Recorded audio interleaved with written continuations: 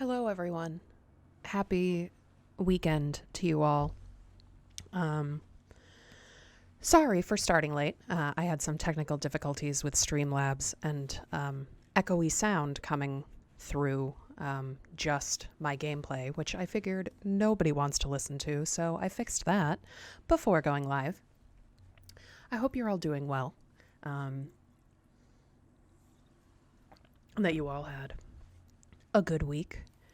We're going to continue our playthrough of The Last of Us Part 2. Happy Last of Us Day. Yeah, we're going to do Seattle Day 1 with Ellie and maybe beyond. We'll see. Here we go. We don't need a super long preamble.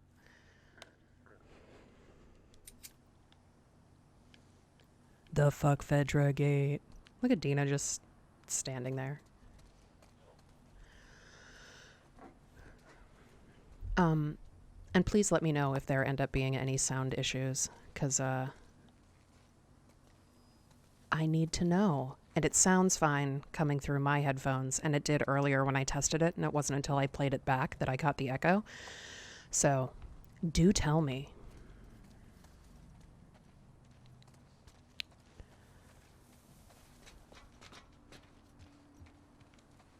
Okay, here we go.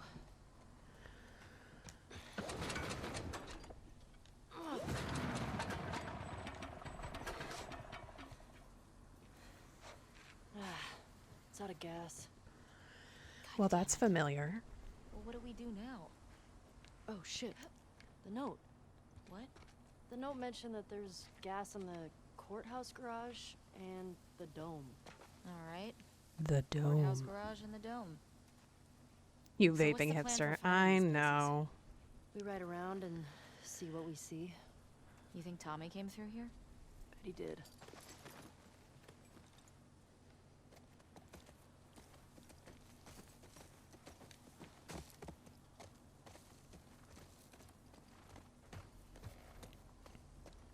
It seems like everybody rides one-handed in this world, and it's badass. So, where are we? In Seattle. Pretty sure we're here. Ah, nice. I'll mark it up as we go. Look at Dina just like knowing immediately where they are. I would look at the map and be like, well, I don't know.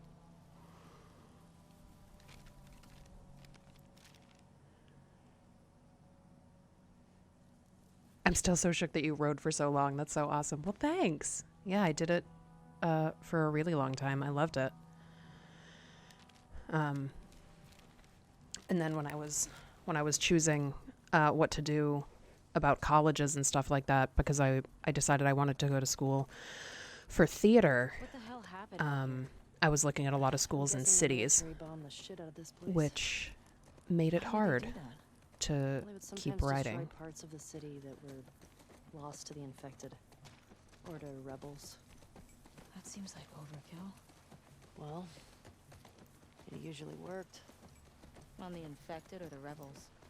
Both. Shit. Believe me. Thanks for the Lucky follow, people Sparkly are Dragon. easy. I'm also sorry that that alert is so Where loud. if I'd stayed, Streamlabs probably just become one more asshole soldier. won't let No me way. change the volume, I can't and when see I you do, it taking stays the orders from same. anybody. Yeah. Good point.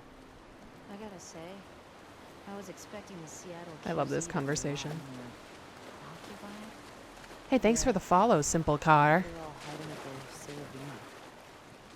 How many WLF you think there are anyway? Well, at least 8. If we're lucky, that'll be it. We'll be fine. We should stay alert.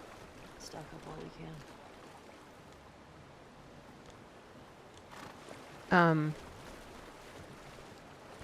I like the little conversations that they have, because I think it really informs the story, and it also informs Ellie and where she is mentally at all times. She gets a little bit reminiscent of Joel in the first game, where if someone brings up something that she doesn't really want to talk about, she kind of shuts it down. And I think it's a nice callback and also a nice Whoa. kind of commentary on how much she's picked That up was from an Joel. Traveling in a ration truck? Trying to hide, maybe? Unsuccessfully. Yeah, sure looks that way.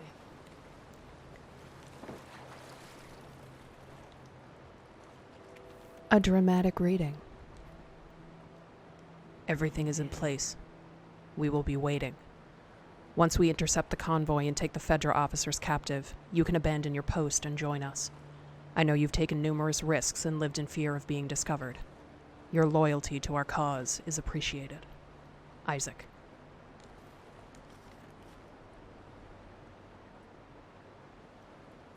It's like, oh, something's going on with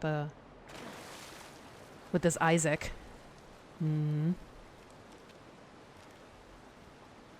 I still love how Shimmer just chills. She doesn't try to run off anywhere, doesn't try to do anything. Just kind of hangs around. Yes, I love that you can clearly see how this personality raising her directly correlates to the way she's acting now. Yeah.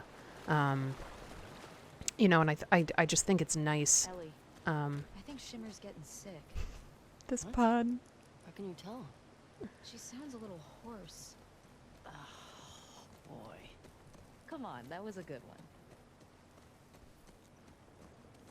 Hey, I think I found the courthouse. How can you tell? See that sign up there? On the building that says courthouse? Oh, wow. Nice work, detective. Mark this place on the map. Mark it down. Okay. Brick, how long are you streaming for today, fam? A couple hours. Usually I go like 3 hours. So usually I do 10 to 1, but today, since I started late because of my technical difficulties, I hear it. Infected. I'll probably go till like 1:30ish. This is gonna suck, isn't it? At least we're ready for him. Mm-hmm. I love how in this bit, in day one with Ellie, especially here in this Seattle portion, that it's a little bit open worldy, where like you have objectives, you have to get the gas, but there are so many places that you can go, and you kind of get to decide the order in which you want to do the objectives and do the things. Oh. Oh, why do I have stop spamming caps? Hey, Triple B.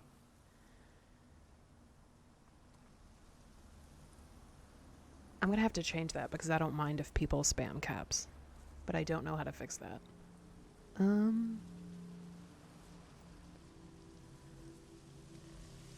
Stand by.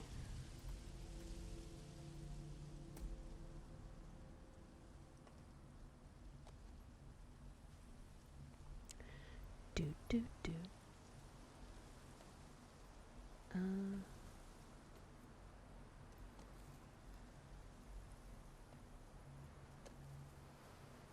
Okay.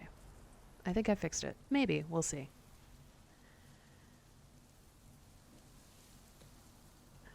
All right. I think I fixed the all caps Military deal, alert but we'll has see. skipped here. WLF. I'm These still a guys bibby. don't fuck around. Still figuring it out. Dude! Easy jump, don't worry. Worrying's in my blood, so. Dude.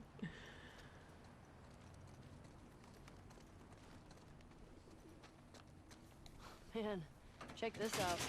This thing's a relic. Here we go.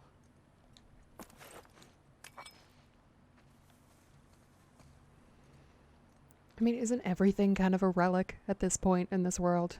I don't think anybody's like making new fire trucks. Once again, everyone, happy Last of Us Day. I hope that if there was any of the merch that was released that you wanted, that you got it. Yeah, I ordered the vinyl I think so. and a Joel Funko.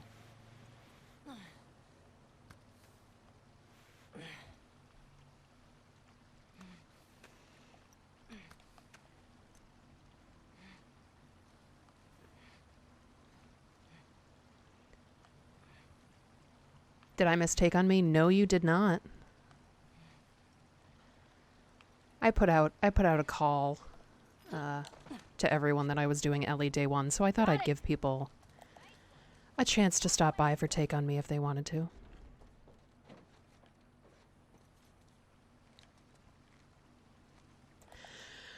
I like too that in these little moments and in these interactions between Ellie and Dina that Dina even in the one that we just saw of, you know, Ellie jumping over, that Dina was concerned and voiced her concern and basically says like, well, worrying's in my blood, so, you know, and she kind of makes a joke about it, but I think it's nice because it also continuously comes back in cutscenes and continuously comes back in the story how Dina has this beautiful way of both being very concerned for Ellie and holding space for what Ellie's going through and really not pushing her. You know, and I mean, I think what eventually ends up being an issue between them is I think Ellie sometimes does need someone to push her, even though she hates it. And even though she can get angry, she has a hard time opening up. And so if she doesn't feel like someone's pushing her to do it, or doesn't feel like someone is sort of outwardly expressing that they want her to do it, that she'll just keep it all inside. And it kind of ends up being part of her downfall.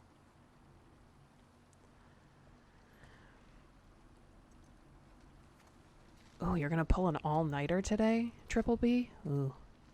The Godspeed. I guess I'll go down.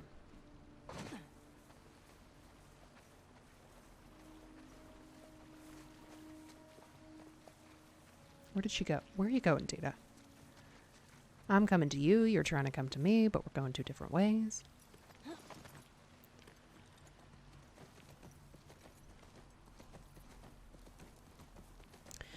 Yeah, I like in this portion, like I was saying, that it's a little bit open world, and I think it gives the player a sense not only of the scope of this city, but also somewhat of a respite from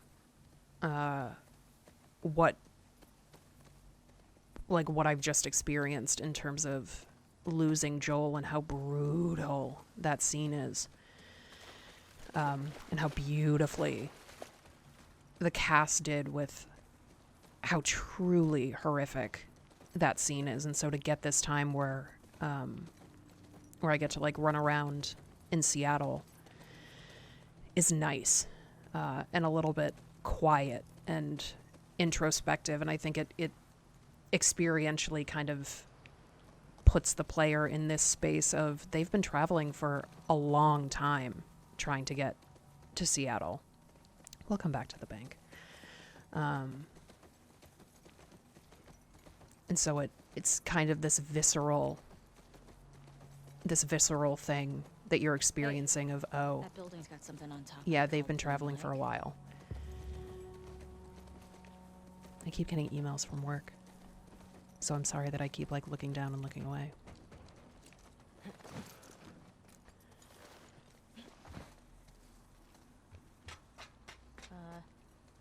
Is this place sturdy? I don't know. You know, again, just that concern of is how different it is that Dina's like, okay, well, is it sturdy? Are you going to be okay? And Ellie's like, well, I guess we'll see. Careful.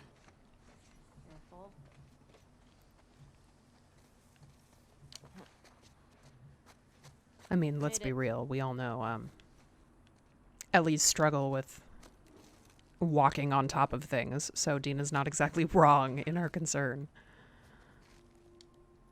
Hello. Hello.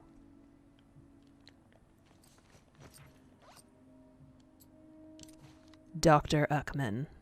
Oh, I wonder who that is. Who could that be?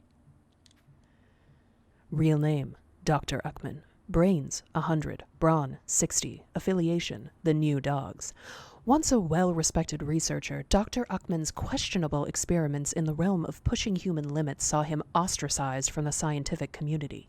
Even the morally compromised Laurent Foucault, of Spark Laboratories found his work dubious. Undeterred, Uckman continued his work in secret, creating super AI to do his bidding and protect his research while he and the new dogs staged high-tech heists to fund it all. Constantly moving his lab location so no one can find him, he longs for the day where his subjects will be treated as equals. Neutral villain.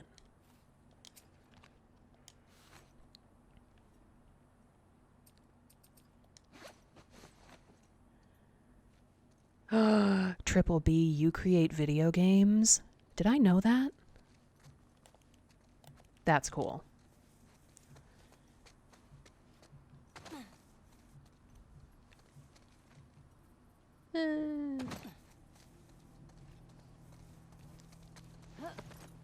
Come on, Dina.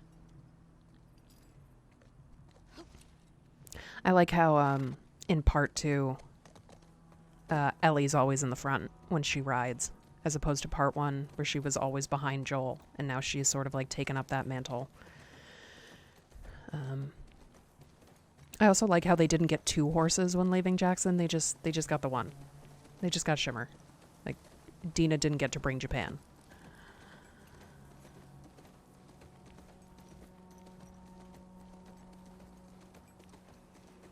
Whoa, check out the tank.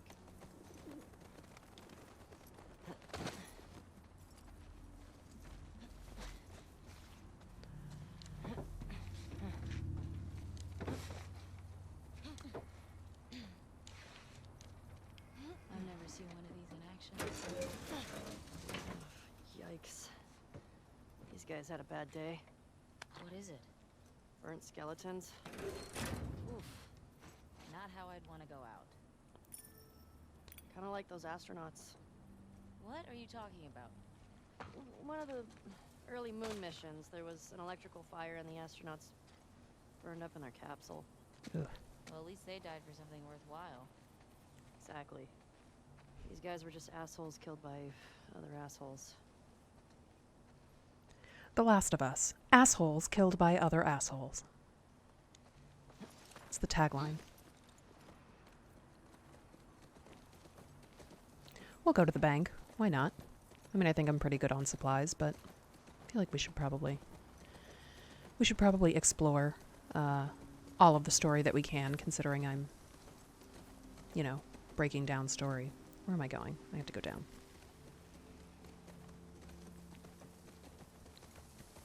The animation, I mean, kills me. It's so gorgeous.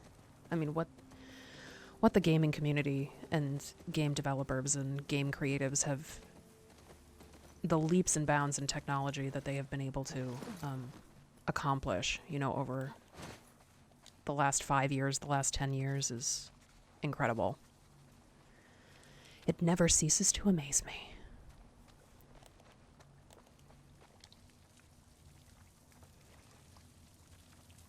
This is cool. In like a holy shit, we might get crushed kind of way. Relax. It's probably been like this for years. It's not gonna collapse today. I think. Not a fan. I mean, Ellie, considering how many things collapse when you're around, let's, you know, take it easy with that assumption. Shit. You wanna bail on this? Your call.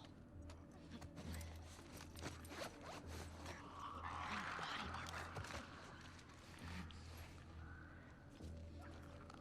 armor. Nice one.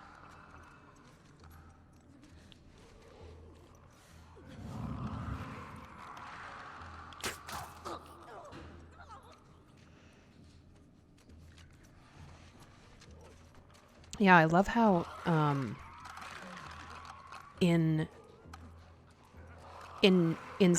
Seattle, in day one of Seattle. Ooh. Again, like I was saying, you can sort of pick and choose what you want to do and where you want to go, and there are whole bits that you don't have to do at all. Like, you don't actually have to come to the bank and do this, and there are things that you can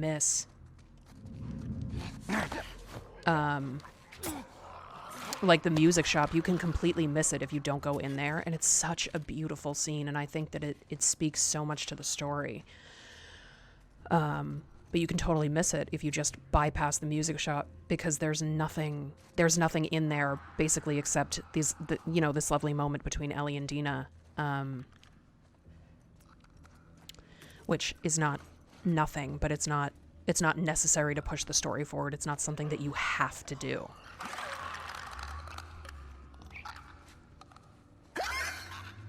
To me, it's a necessary thing. But for the game, it's not. I remember I was talking to one of my friends Okay. That's all of them. after my first playthrough, and I mentioned the scene in the music shop, and she was like, "What? Yeah, sure. I'm gonna have to go back and replay." Where are we? You think this is the bank? Looks like a bank. Ooh, fancy schmancy.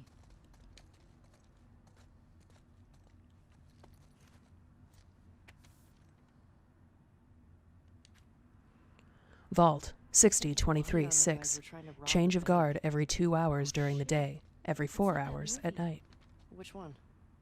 The one with the surfer bank robbers. Oh, yeah. Love that movie.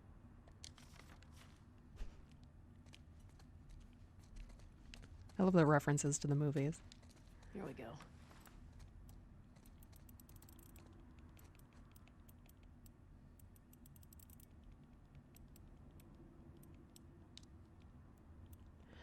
I like how I think the character development 6023-6? I think that's what it was.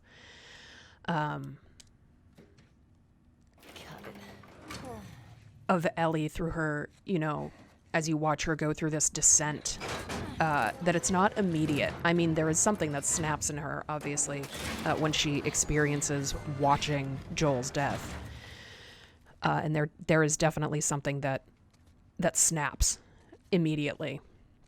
But, it's nice as we ride through with them on day one, and they sort of have this banter back and forth and this chatter, that it's not The bag's full. this immediate switch in Ellie of like Back in the old world. this stoic, hard, straight killer. It's you can see the seeds of it coming in the way that she behaves and the things that she does and the choices that she makes, and that every choice that she makes gets her closer and closer to her darkness. It's just this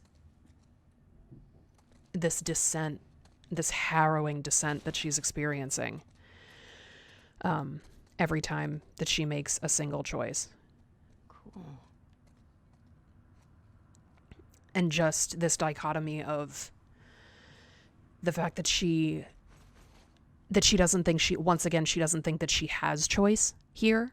Like, she's just taking this journey and doing this thing, and like, I have to do this. This is the only choice that we have. Like, there's no other choice here. It's this. Like, she feels like she doesn't have a choice. And that's so much of what her story is in the first game and also in this game. Just this idea that that she doesn't ever feel like she has choice, whether or not, she's making choices continuously throughout the first game and throughout this game, but that she doesn't ever feel like she gets to make her own choices. And it's such an interesting thing for a character to be struggling with. And they externalize it so well in these games. Because that's such a hard thing. It's such a hard thing to have a very internal character as a storyteller and be able to externalize their struggles and externalize their everything in such a way that doesn't feel like it's too spoon-feedy. And I feel like they do it with Ellie in this game so well. Fuck this. I wasn't even supposed to be here. Fucking Neil roped me in. Said the police would be too busy chasing all those sick people running around. Said this place would be easy pickings. So, of course, those sick fuckers showed up and everything went to shit. Pulled one of them off Kyle and nearly lost my arm with all the fucking bites. And then my own guys locked me in here. The cops will get here soon. If I go down, then my friends go down with me. I'll tell the newspapers, tell everyone on TV that Kyle Peters, Leon Travis, and Neil Grant are motherfucking cowards. I feel really fucking weird right now. Sweating like a pig. Arms all red and black where I got bit. Can't keep my thoughts straight. Oh shit. Is this how it happens? Am I turning into one of them? Fuck that. If I'm going out, I'll go out like a fucking man. Okay. Try robbing the bank on Outbreak Day. Probably seemed smart at the time. Outbreak Day. Outbreak Day, which has since been rebranded as The Last of Us Day, which is today.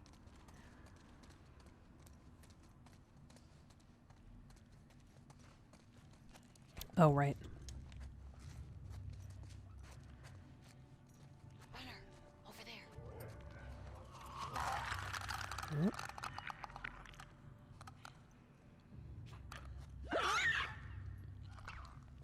I remember the first time I played this game, this scared the shit out of me. That there were, that there were more infected in here after he had cleared the room.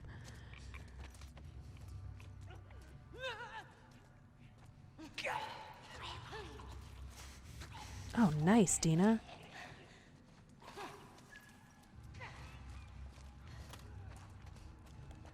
Appreciate you. I think we're done with this place. Agreed. Nice.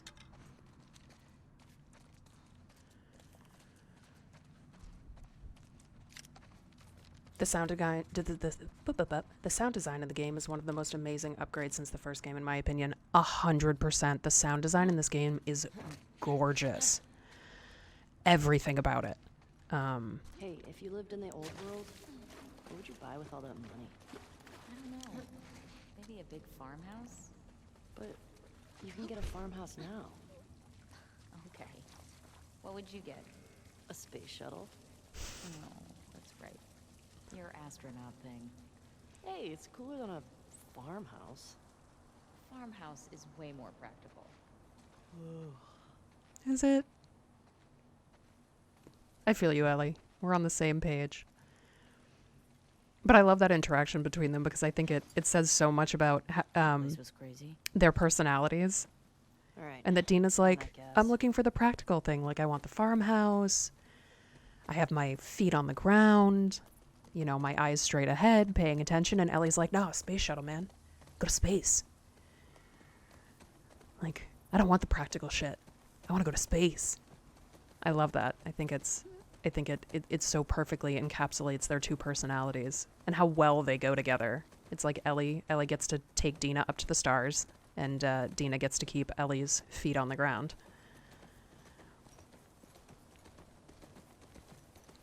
It's beautiful. Do we want to go to the music store? The music shop, fam? Take on me, fam? Take on me? Oh, we'll go up here first, and then we'll do Take on Me.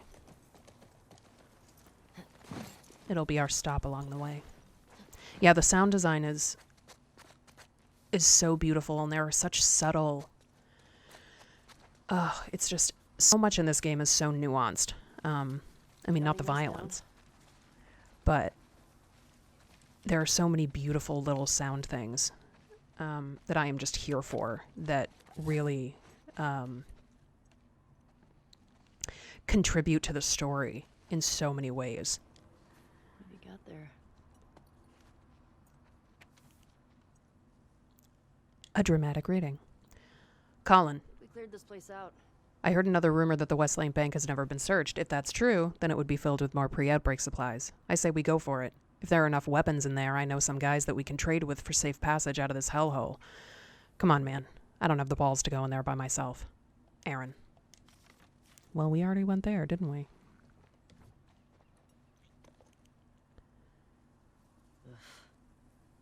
Haven't seen one of these in a while. I like the throwback of having that up here. The, like, infection detector. I think it's nice.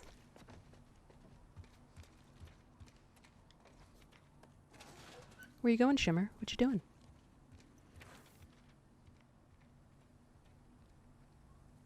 Another day in paradise. It's pretty good.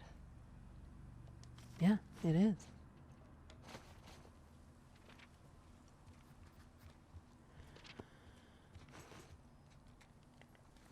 We'll take a look at Ellie's journal.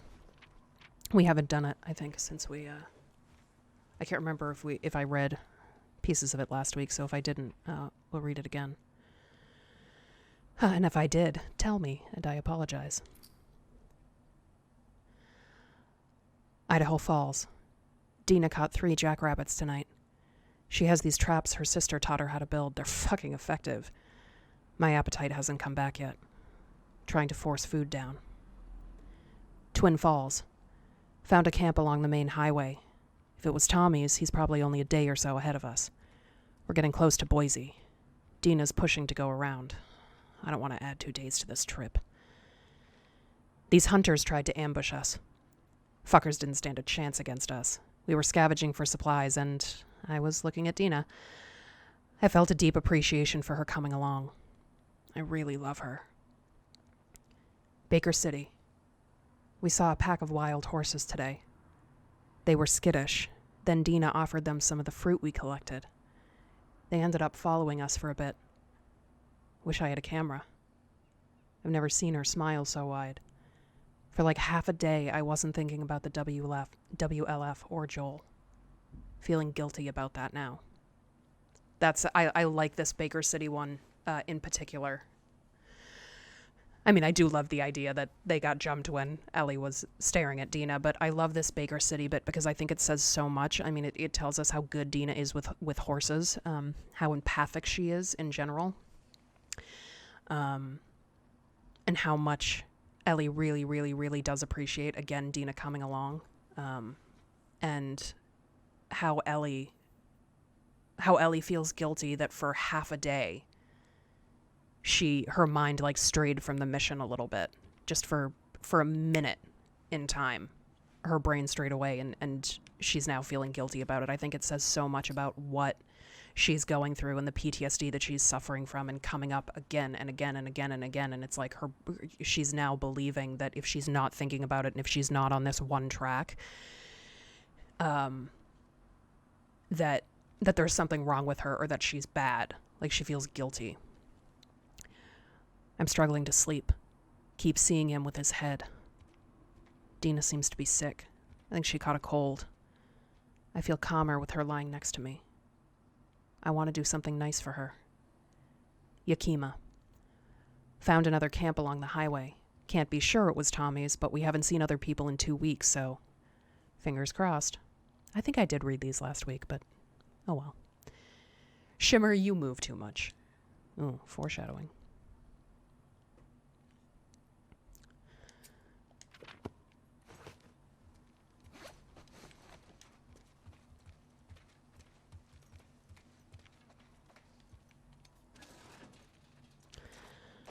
Here we are coming up to one of my truly favorite cutscenes and favorite moments in the game. I won't talk through it. I'll be silent. I'll talk after it because, This must be the don't want to be music shop. rude.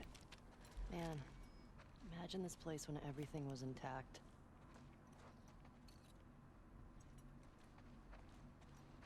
They got a bunch of records here.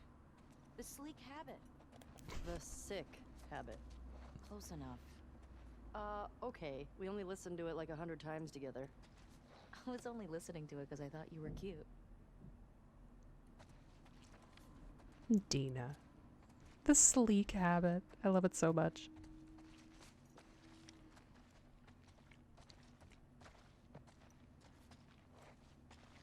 That little line of dialogue between them is so nice too because it says so much about sort of how long they were in this limbo of both pining after each other and not going for it. Here we go, fam.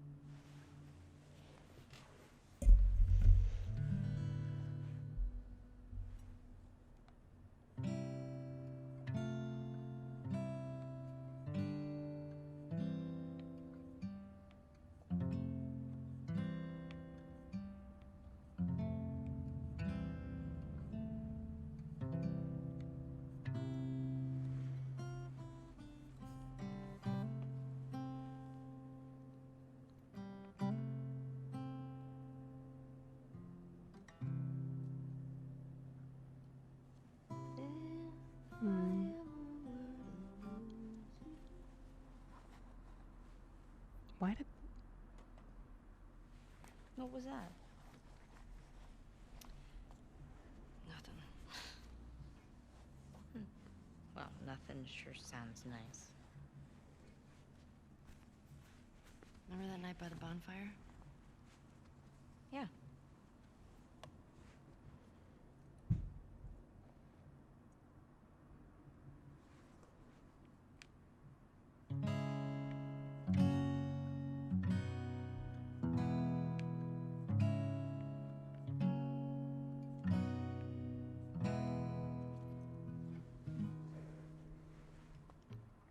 Talking away.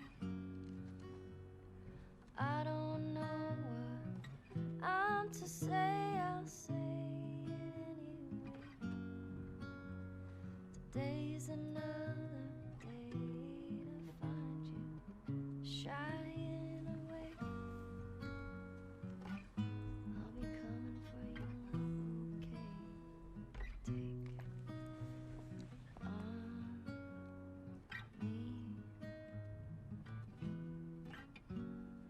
Take me on.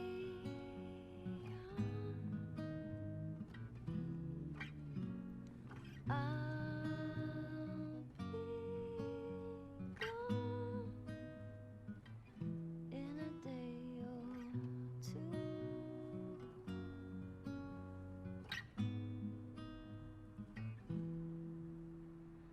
Needless to say, I'm odds and ends, but I'll be stumbling away,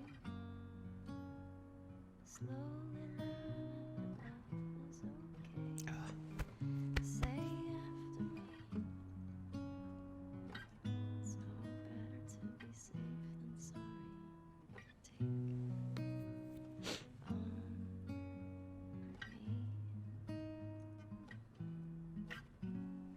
Take me on.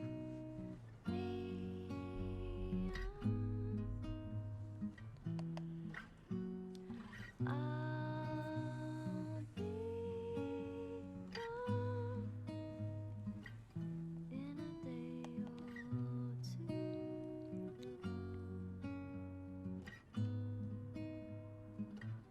In a day or two.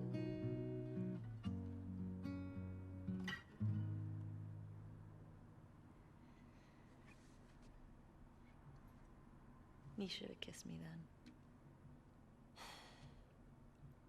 I wanted to. Me too. Alright. We should keep moving. At least put the guitar away, Ellie.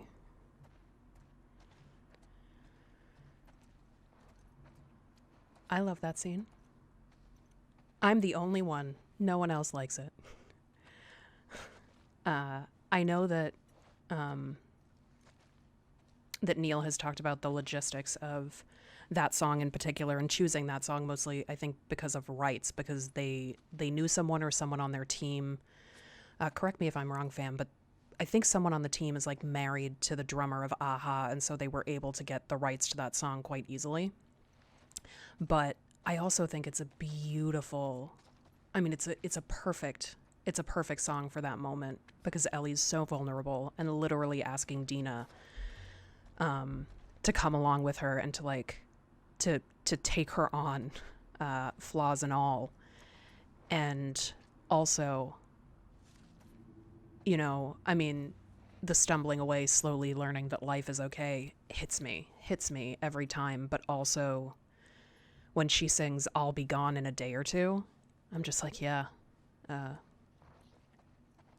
you will be, foreshadowing, spoilers. And it's a beautiful arrangement. I love that the Pearl Jam Lightning Bolt album poster is up. I think it's a nice nod. And if you look around, just at some of the posters, I think is it in this room? No, I can't remember. Oh, well, the huge shock tour.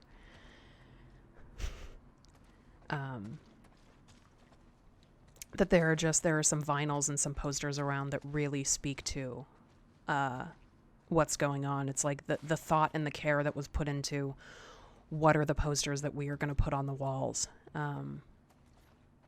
What are the things that we're going to put into this world. It's always lovely to see a creative team that really that does that, because people notice. What?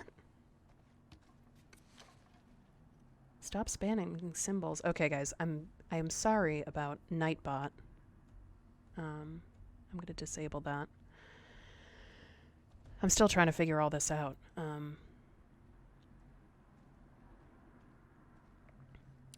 Because I don't want your chat stuff getting deleted. You know, unless it's, I don't know, really hateful stuff, which from this community is not a thing. So I'm sorry that anything is getting deleted.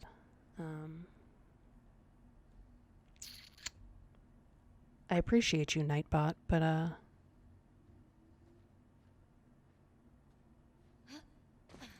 not all the time. Still figuring it out, fam. Still figuring it out. So sorry if you're getting deleted. That's no fun. I do not approve of you deleting everything, Nightbot.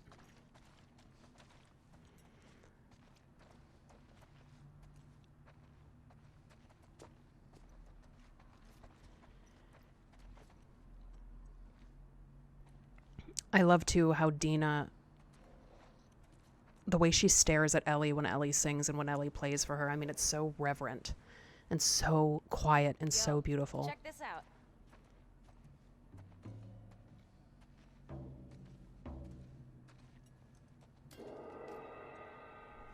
Oh, wow. That was an interesting beat. Excuse me. I am a natural. Admit it. I love you. Whatever. We're starting a band.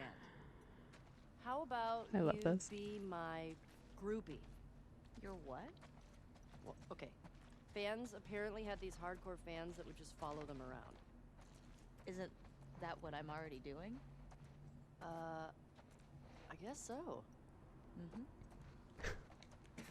Dina's like, I already am your groupie. You're one Anything groupie. else in here? I love their banter so much.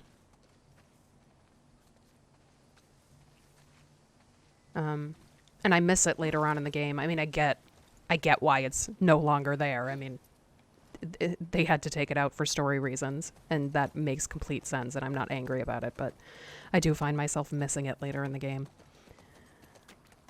Or at least later in the days that we're in Seattle with them. The groupie bit is still one of my favorites. Me too, PCH. Sheila was basically just sad she missed the song, and Nightbot said, get out. Fair. I'm sorry you missed the song, Sheila. Like nature is, and unforgiving, it will just come, and it will retake what belongs to it. And I think that that's sort of a little bit of a metaphor for what is consuming Ellie. You know, and of course what is consuming Abby, and we'll get to Abby stuff when we get to Abby. Line up for blocks, and the food sucked. I go crazy. Well, some people did. Come on, let's find a way in.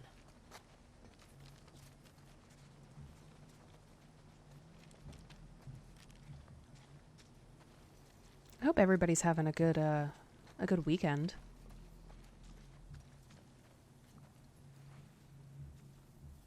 What?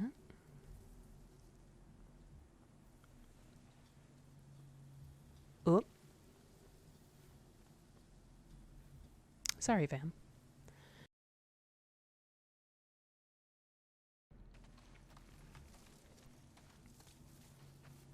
Doing our best. Where am I going?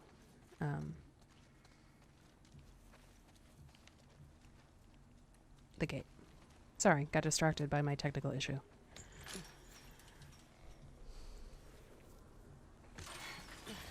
Can you get through?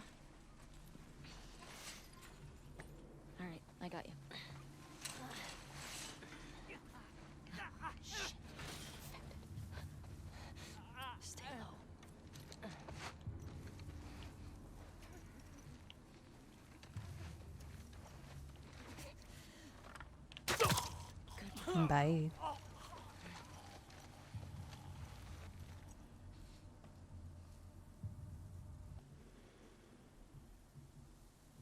That was very weird. My Streamlabs just decided to close down. But we're back. We're back. We're back.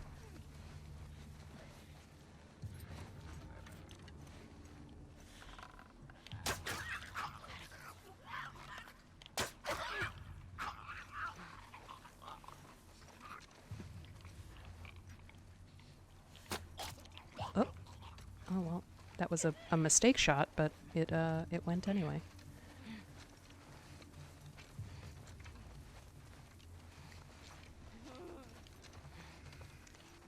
The video quality is really bad. Okay.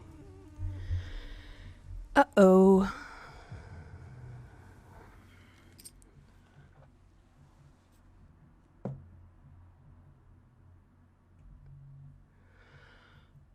Da-da-da.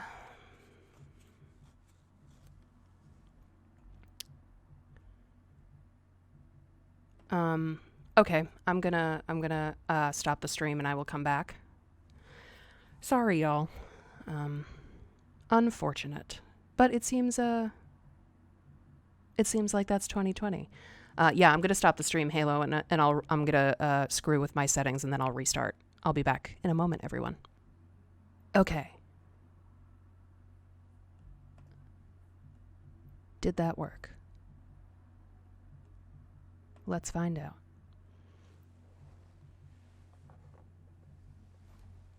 Yeah, I'm streaming from a PC this week, and I thought that I got all of my kinks worked out throughout the week, but I guess not quite.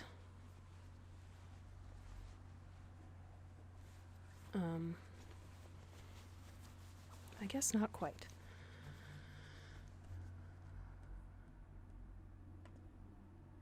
It went up to 720 now. Huh. It should go up to 1080 because I'm streaming from a higher powered machine.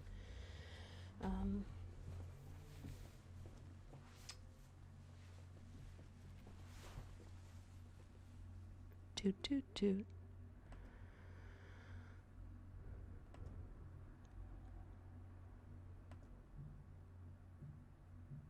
Well, maybe that's something that I will have to play with.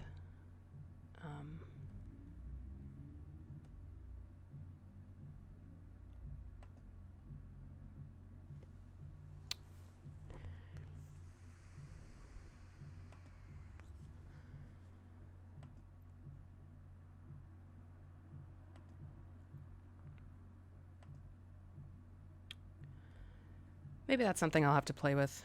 Is the 720 fine? Because otherwise I'll have to stop the stream again. Let's find out. Let's find out if it is still fine. Oh, that's Dina.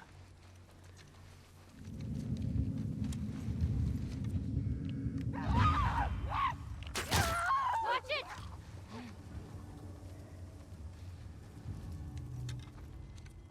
No, it's still super blurry. I think that's all of them. I don't get it. If there Was still it fine people around, before? they would have cleared this place out. Maybe they didn't make it here. Maybe. Let's find that gas. Or was it blurry before? I suppose someone would have told me if it looked fine on my phone. Do. And then it just went bad. Let me reboot everything. I'll reboot my computer and we'll see what happens. I will be back again momentarily. Thank you everyone for dealing with my technical issues. I'm surprised that somehow my Mac that wasn't streaming very well over the last couple of weeks was better than this PC. I got you, fam. I appreciate you. I'll be back. Hello, everyone. Again.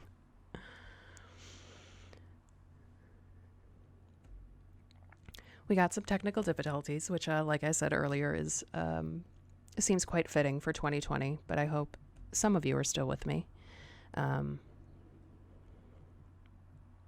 Looks like a couple of you are still with me. So let's see how this looks now. Halo fam, how we looking? If you're still with me.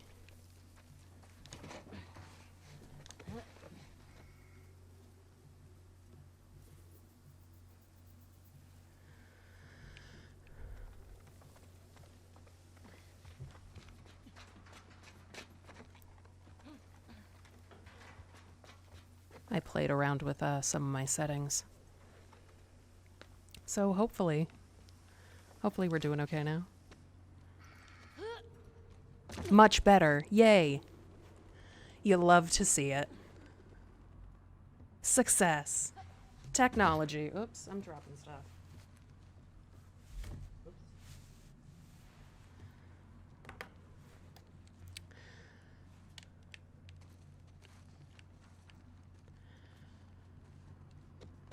Hey, Ellie. This place is a synagogue. How can you tell? One, there are menorah decorations on the wall. It's a Jewish thing. And two, I didn't burst into flames just now, so... Burst into flames? It's just a dumb joke. Oh, unlike your other ones? You shut it. Again, it's so nice to have these Memories. these little My sister interactions used to with drag them. me to a synagogue all the time. You never struck me as much of a believer. Nah. But I like coming from the long line of survivors. You mean after Outbreak Day? That, and the Inquisition, and the Holocaust. My family always made it out alive. Barely. Of course, Dina comes from a long line of survivors. I think it's great how they integrate not only through dialogue, but through the physical places that they go, like this synagogue, Dina's backstory. It's such a nice storytelling mechanic for us to get bits of her background and her story as we're going along on Ellie's. And it's seamless, in my opinion, how they do it. Found the gas.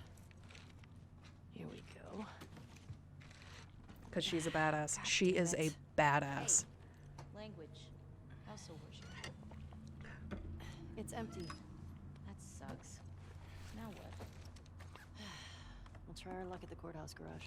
I'm not going to lie. I kind of expected Let's get out. in that moment when Dina chastises her for language and then Ellie says it's empty. I the first time I played through, I sort of expected Dina to be like, oh, fuck.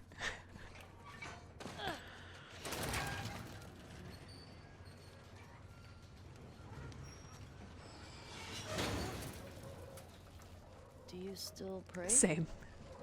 Sometimes. Really? When? I said when we left Jackson.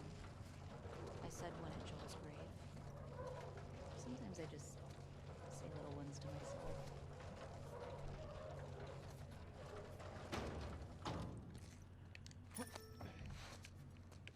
Does it help? I think it calms me. Helps me put things in perspective. It's a way to deal with grief. A way to show respect. It's what I know.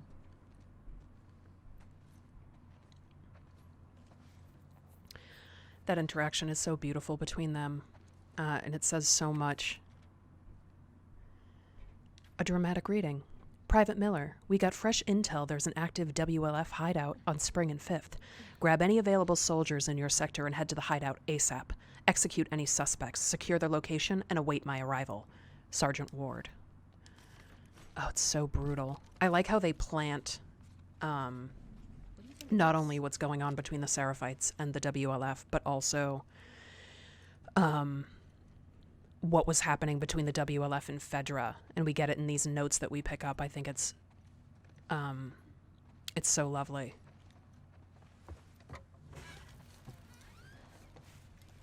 What's this? Oh, this is the Torah. The what? It's scripture. It's like a like a Jewish Bible. Hmm. My sister would have flipped for this. Hmm. The one we used in New Mexico was half burned. All right. Well, at least they didn't just chuck everything.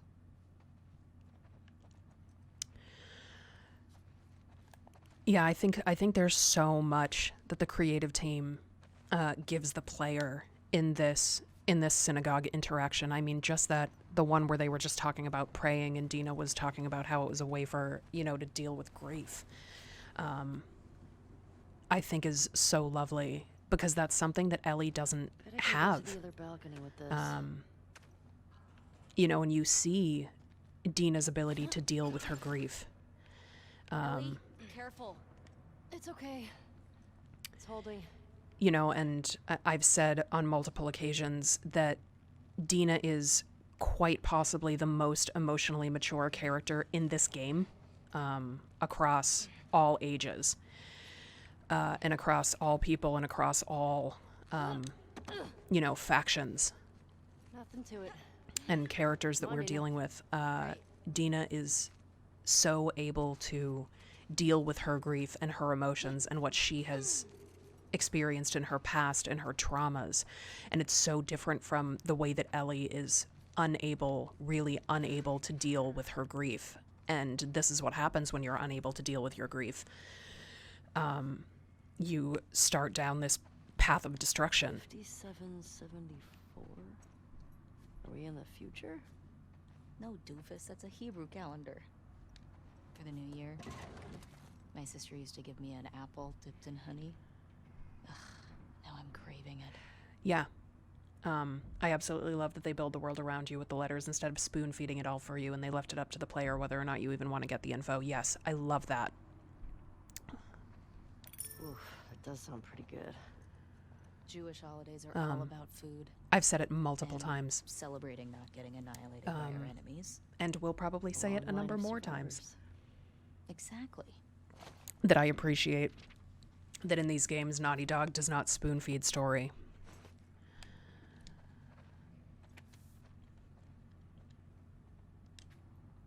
Lieutenant Torres. 70 years ago, my grandfather fled Germany with his family as World War II began. He escaped thanks to the kindness and bravery of a Polish family. And so the wheel turns, and the cycle continues. Tonight, my family has packed our belongings, and due to your kindness, we will be leaving this city, escorted by your brave men. Thank you for helping me preserve what we could of our shul. It is difficult to leave our home behind, but in the end, it is people, living people, that matter. You bear a heavy burden on your shoulders, and I hope our late-night talks were of some comfort to you. If I can leave you with one thought, for every turn away from a better world, there is often a stronger correction towards it. Do not lose hope for the future. As the old saying goes, it takes but one candle to dispel the darkness. May God watch over you always. Rabbi Ziva Saunders. I think I said that right? Ziva? I'm not sure. I am I sorry. hope you got where you were going. That note is really beautiful, because I think it captures so much of what everyone is going through in the struggle. And again, that, when you're lost in darkness, look for the light. And the whole Fireflies, look for the light, look for the light, look for the light. And there's something I said a number of times, and I can't remember if I've mentioned it yet on stream, but Ellie and Abby really mirror each other. And, Okay. at the beginning, Abby is just consumed by these demons and consumed by her darkness, and she's slowly moving toward a light during the game, and Ellie is doing the opposite. She starts as this very bright light at the beginning of game and slowly kind of gets consumed by shadow. Like they're mirrors to each other and mirrors of each other and two sides of the same coin. And I've said a number of times that Ellie's big struggle in this game is so internal, and she is fighting Abby and she is seeking out Abby, but Abby is her grief and her demons like transmogrified. And so, she's really fighting herself. Which is such a beautiful storytelling device and something that I really love. I love when stories do that. Let's weird being in a QZ and not hearing trucks. Or gunfire and explosions. You know, and to imagine what it would be My like. sister always avoided QZs. That's probably why. She just got more and more paranoid. She'd sometimes wake up screaming in the middle of the night. Oh God, That's tell ya. rough. We always had a backpack so we could bail if something happened. Never stayed in one place for more than a few weeks. It sucked. It's nice to have a place we call home, right? Yeah. When I first got to Jackson, I was so overwhelmed by all the people. I was overwhelmed by all the food. I remember my first week just gorging myself. Stuffing food in all my pockets for later like it was gonna run out. I saw that. You did not? I did. I remember thinking, who is this string bean girl stealing all the jerky? I didn't steal that much jerky.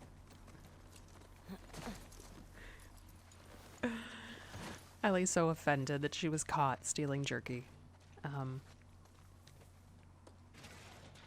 But I think that's so lovely because it's like they were watching each other. Like Dina was watching Ellie, you know, from the moment that she showed up in Jackson.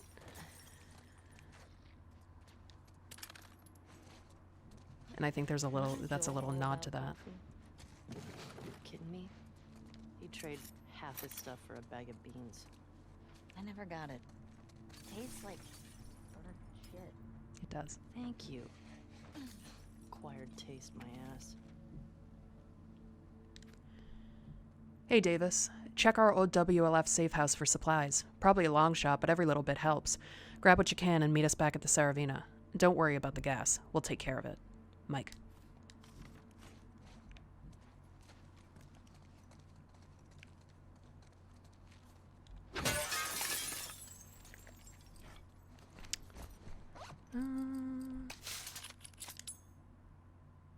Oops.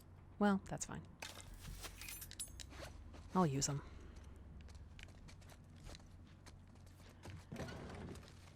A card. Whoa.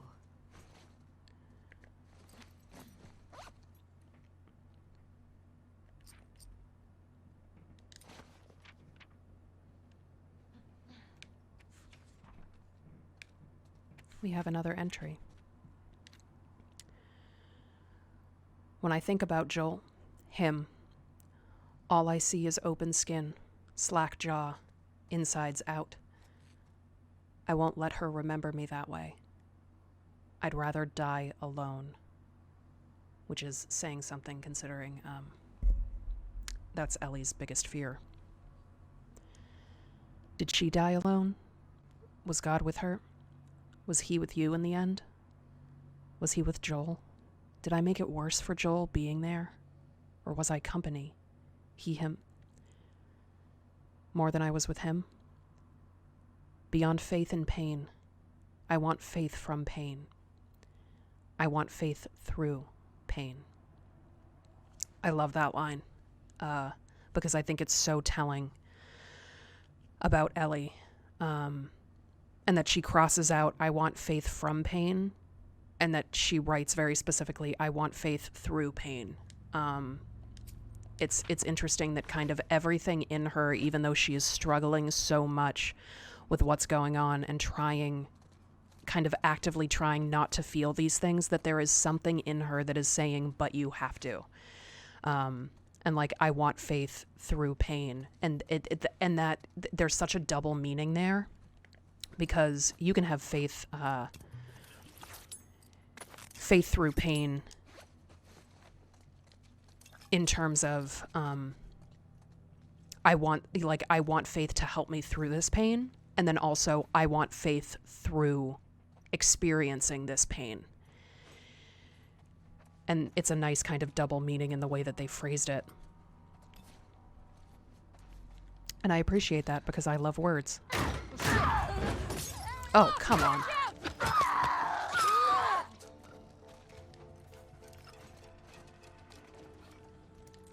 You okay? Yeah, How do they get inside these places? Doors. I don't know. I hate that shit. But yeah, there's something really lovely and really beautiful about Ellie's struggling so hard, but something in her saying, you have to experience this, you have to grieve, and she can't listen, because it's too much. Okay, I think we got what we need. And I get it. I get it, Ellie. Look at you dancing, Shimmer. What are you doing?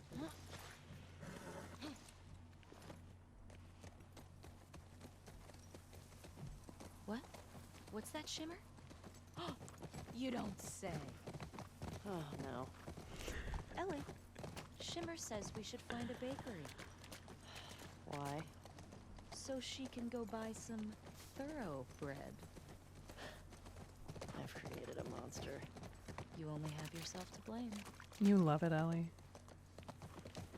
But I do love, again, that Ellie has kind of taken on the Joel idea of, now she's like, oh god, these puns. But she secretly loves it. Yeah, it reminds me of young Ellie telling her jokes in Last of Us. Yeah, I love the jokes. They're so great. And I love Ellie's reaction to it, where she's like, oh god, what? But you know she's like, oh god, what? Like she's like kind of into it. She's very into it. I got it.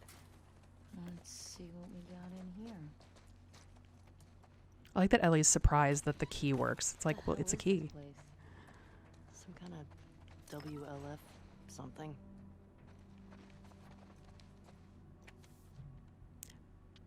They think we're sheep. Bare your fangs. Join the Washington Liberation Front. WLF propaganda. Reminds me of the Fireflies in Boston. In New Mexico, we had these guys called the Ravens. Protectors of the Constitution. I want to know they about the called Ravens. themselves. What was their deal? Ex-Fedra types who thought Fedra had too many rules. They ran protection rackets. They took multiple wives. Great dudes. All right. Thanks. Yeah.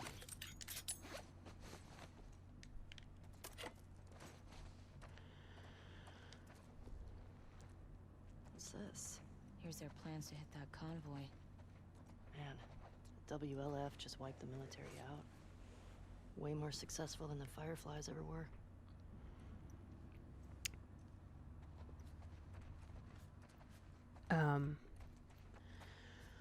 I like that we get that here, because there's a sense of, as you've been picking up, Who?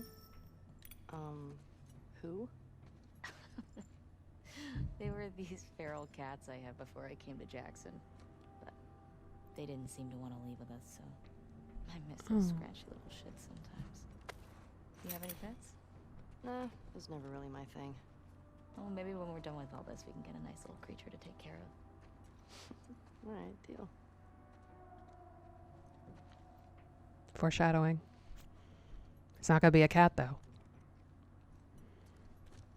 You're going to have a lot of little creatures to take care of after this. Anyway, but as you're like running around and picking up notes and you come into Barco's and you see, you know, all of this and you see what the WLF really did to Fedra, there's, again, without blatantly needing to spell it out for you, you know, like in dialogue or whatever it is, there's a sense of, oh, the WLF are really organized, and if they were able to take Fedra down, they're probably really big. And we should be careful. Maybe. I want more Dina history, please. For sure, Halo. Me too. I love Dina. And I want to know more about, like, I really, really want to know. I can't go that way. I really, really want to know what happened to her sister. I think we have everything over here. Yeah, we can go. I think we can go to the courthouse. Yeah, I really want to know what happened to her sister, just because, you know, she alludes to what happened, you know, and that her sister was murdered, and how she's still dealing with it, and how she had her sister's murderers tied up to a chair. She would do worse.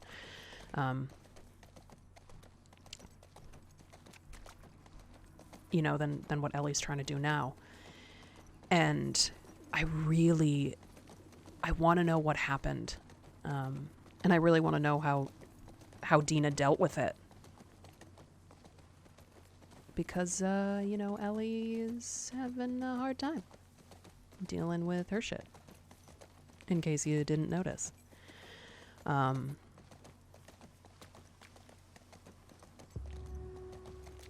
know where to go.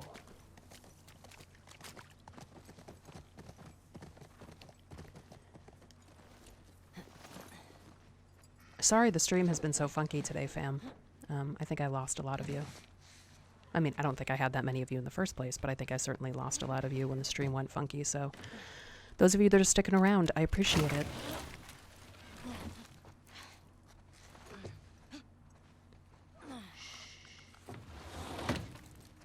we go.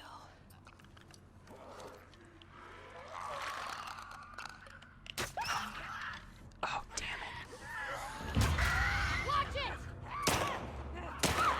Ugly fucker! Well, I wanted to sneak, but that doesn't seem like a possibility.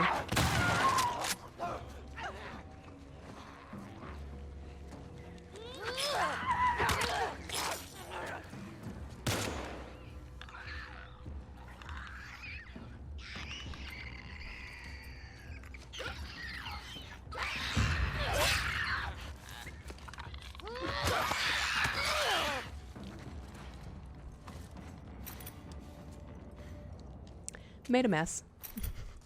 It's fine. Okay. That it? I don't hear anything. Let's find that gas. Yeah. I wonder what it was like to serve on a jury. But it was fun. Sit down. Good evidence. Try to tell if somebody's lying. Just give me 5 minutes and my knife. I'll tell you if they were lying or not. Oh, wow. Okay.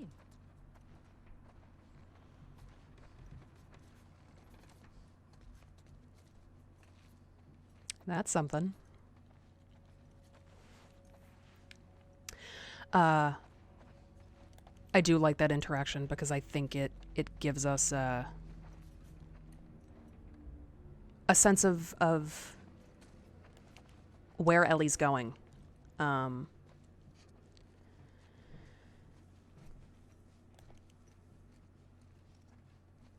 You know, and I mean, it's not like as players we haven't seen how brutal she can be, because certainly there are times in part 1 and even in Left Behind where she's quite brutal. Help.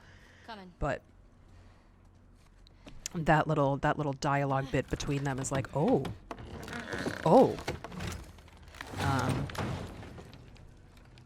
You know, and again, just this Nope. difference in justice between like modern society and this world. But never landed in a courthouse.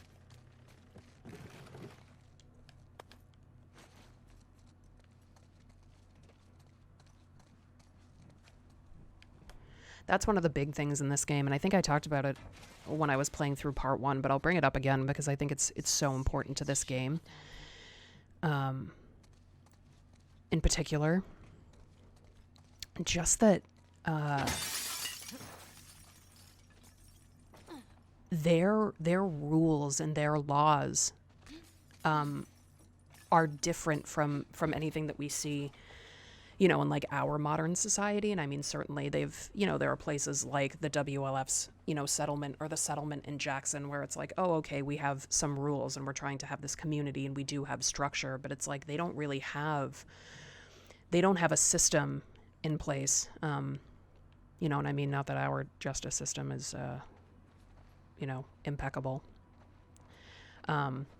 But they don't really have any kind of a system in place for what happens when these tragedies occur, when people are murdered. It's just this kind of like, okay, well, you have your own moral compass and you have to be the judge.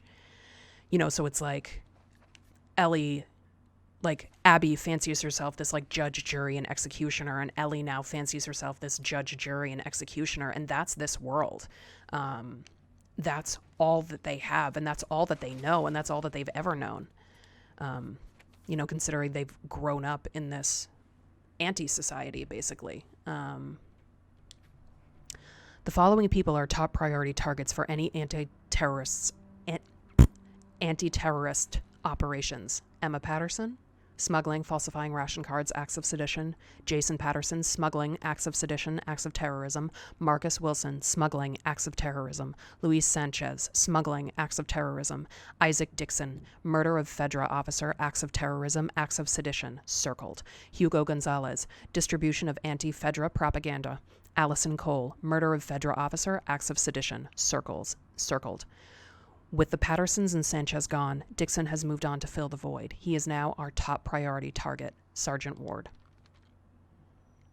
Reminder, all items confiscated from suspects should be placed in the office lockup. Code is 860722. Oops. This might come in handy.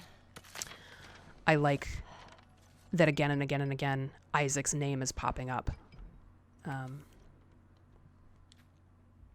For official use only, Federal Disaster This guy was a Response Fedra Agency. or something. They were losing to the WLF and trying to escape. How big is this group if they were able to beat the army? Well, you don't need a lot if you're that vicious. Mm. We need to be careful. Let's just be smart about it. Okay, Jesse. Oh, I forgot the number. Oh, it's on the whiteboard. 860722. I think it's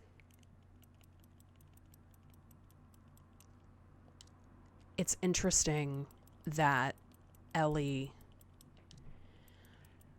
I think, continuously thinks, oh, this is a small group, they're vicious and they're small, because that's all that she's seen from them is this like small group of the WLF. But that she kind of refuses to imagine for herself that the group may be bigger. And she's kind of locked into this. She's like made this decision of it is this one thing. Gas is in there, right? Well, that's what the note said. Well, let's get down there. And I think she does that a lot. It's like she locks onto one thing and is kind of like, this is it. Careful.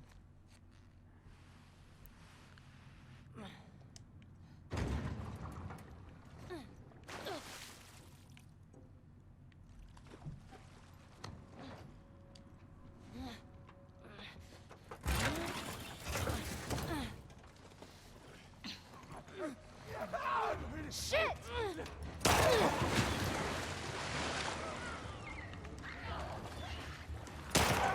Infected! Left! Come on. Come at me, bro. This way!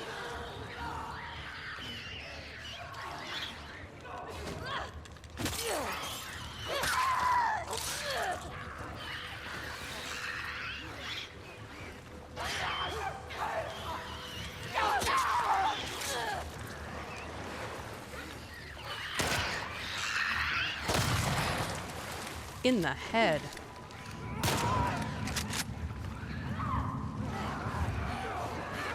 Ooh, hello. Where's the other clicker?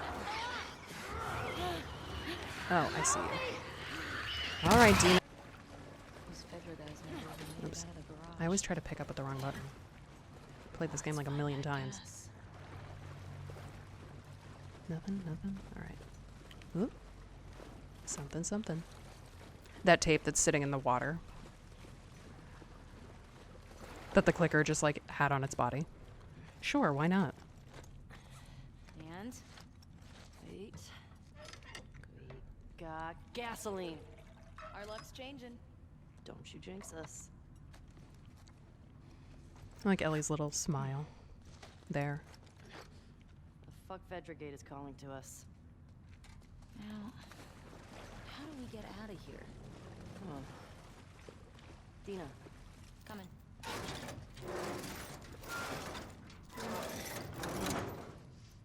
Come on!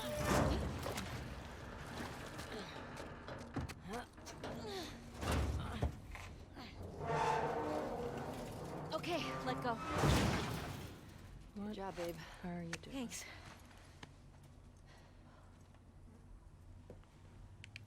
Okay. Gate. Gate. Hey, Shimmer.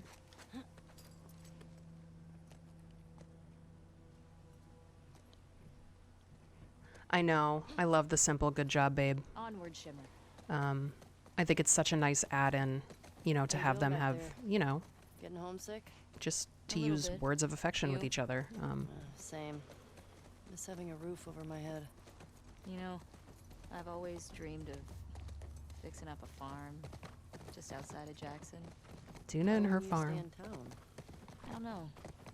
I like the idea of real space. Sounds lonely. Only if you're doing it alone.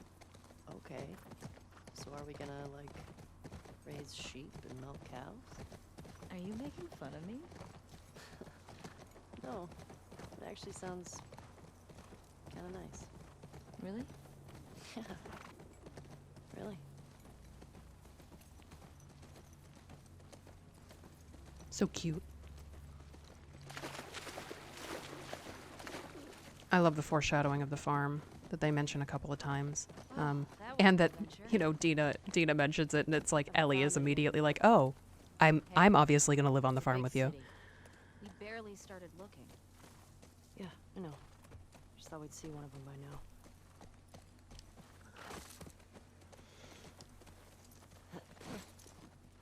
She just assumes. She's like, "I have my U-Haul ready. I can move my whole little garage."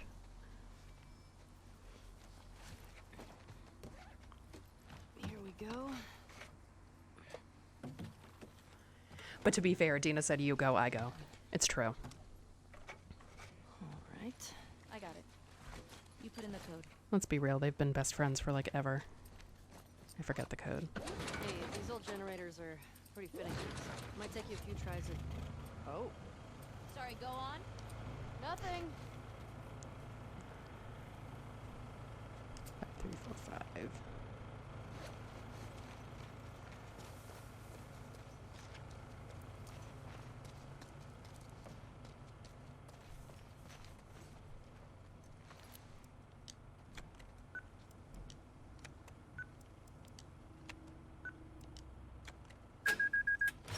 It worked! Well, no welcoming committee. Or they're just waiting for us. Let's look for a way in. Keep an eye on those windows.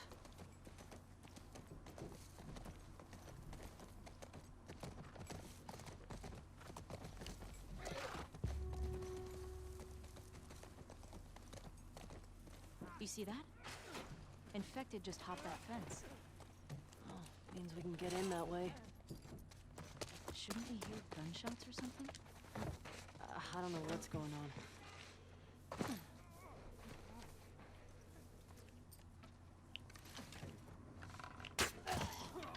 In the butt.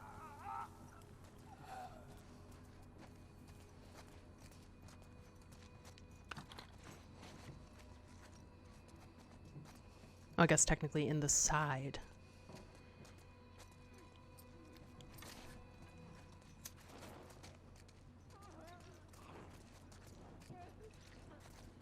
There's a runner in that building.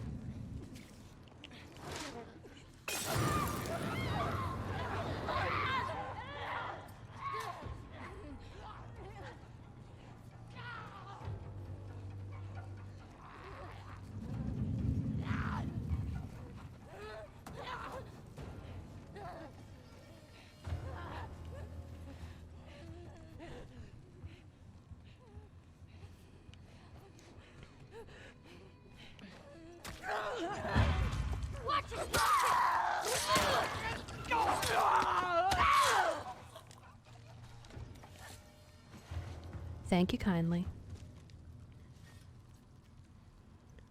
Ugh.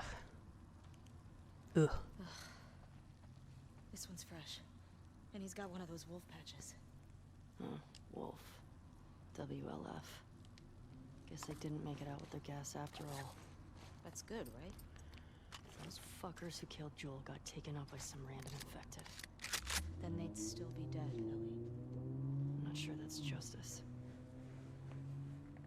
Might as well grab what we can while we're here. I like, you know, like I was talking about earlier, this sense of justice. Ellie has this very strong sense of justice, you know, and Dina's coming from this place of like, oh, well, they would still be dead, you know, they would be dead, and that's what you're looking for, right? And for Ellie, it's like, it's not just about them dying. It is about, it's almost about like, well, they need to know that what they did was wrong. And so it's this feeling of justice, and like I was saying, she wants to be the judge, jury, and executioner. It's like she's like, no, I have to do it because this is what my grief is telling me is going to be the thing that is going to make it better for me.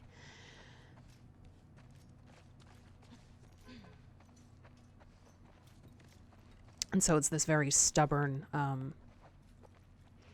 don't necessarily want to say childish, but it's a very stubborn outlook.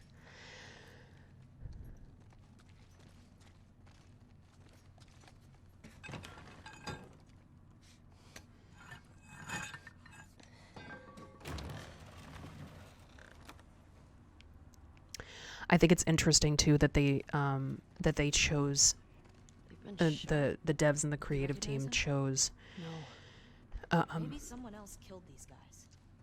The infected just wandered in. for Seattle to be very quiet when we first arrive. You know, and that mostly it's fighting infected, or it's these long periods where you're spending time with Dina and you're having these beautiful moments in the coffee shop or them talking about the farmhouse, and all of this. And for the most part, you know, it's infected. We haven't seen people.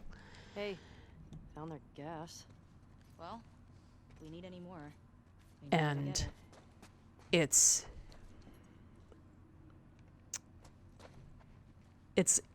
I think it's a building of tension.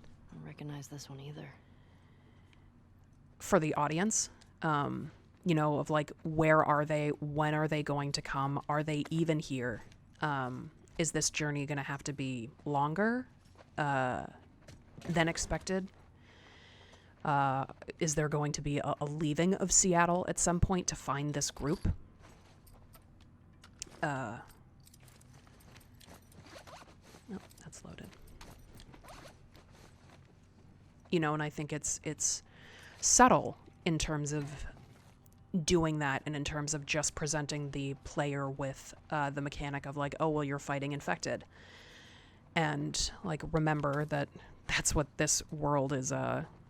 That's like one of the most immediate threats in this world are these infected. And I think it's a nice dichotomy to have us fighting infected while they're continuously talking about, oh, the WLF and the thing that these things that they did to Joel and how terrible this is. Well, you know, they're like, oh, also we're fighting zombies because, you know, that's a threat, but the WLF is like the real threat. Shit.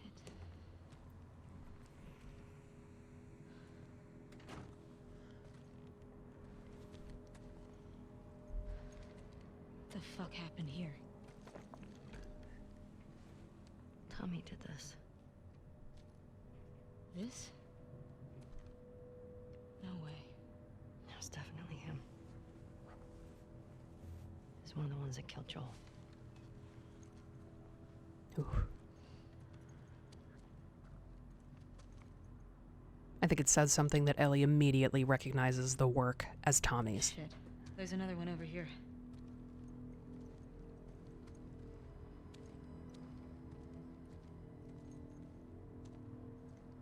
The music that's used here to like really ease us into, oh, this is changing, and like the sense of lighting in this scene is beautiful, and the shadows that it casts.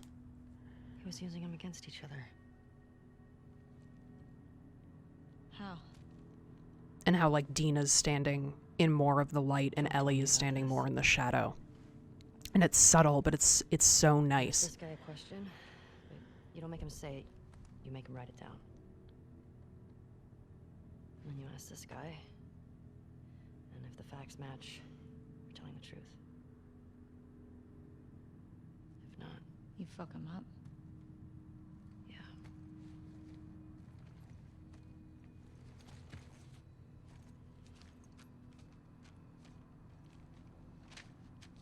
East 1. Another gate code? Looks like it. Yes.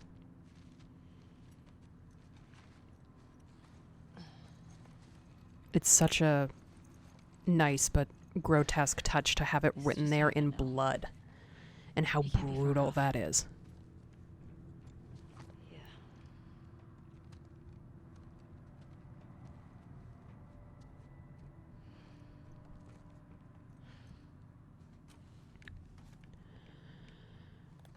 Something that I found interesting story-wise Come on. We can um, get out this way. is Gotta catch how up with Tommy. Yeah. how inside of herself Ellie is, you know, about all of this. And I've you know, mentioned that multiple times, how internal she is about everything, and how she struggles to talk about what's happened with Joel and everything that's going on. Fuck. I know. And You Dina, okay? It wasn't pretty. I don't want you to think bad of Tommy. Ellie, if I had my sister's killers tied to a chair, I'd do worse. I hear you.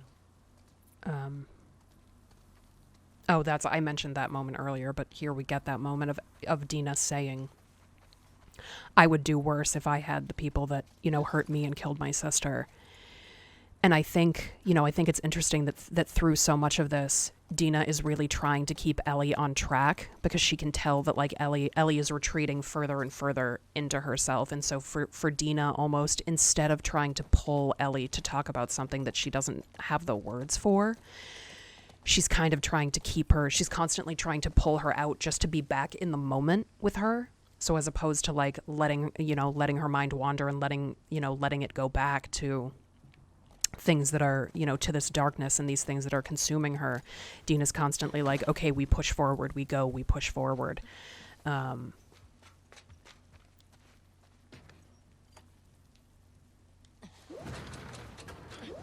You know, until the point that I think she notices that it's like that's, it's just making it worse for Ellie. That's just contributing to her stoicism. Big question, though. Where does this take us?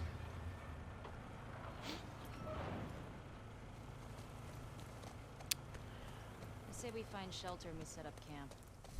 Maybe somewhere high up so we can scope out the area.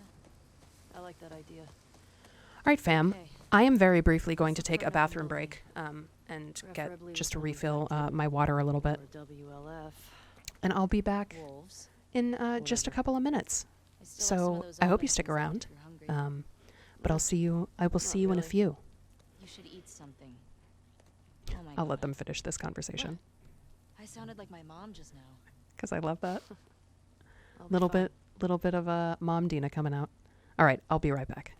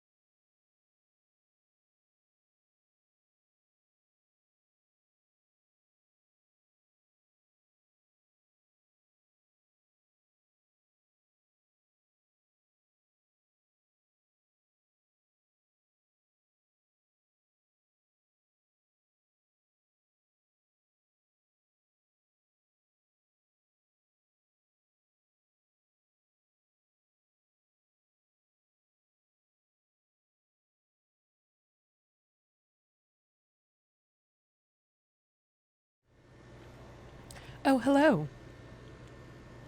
Sorry that took a couple of extra minutes. My brother texted me with some very good news, so I had to take a moment to talk to him.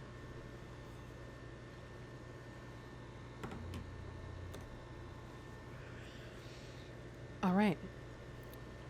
So, where did we leave off? Oh, right, Shimmer. R.I.P. Shimmer. You're a good one.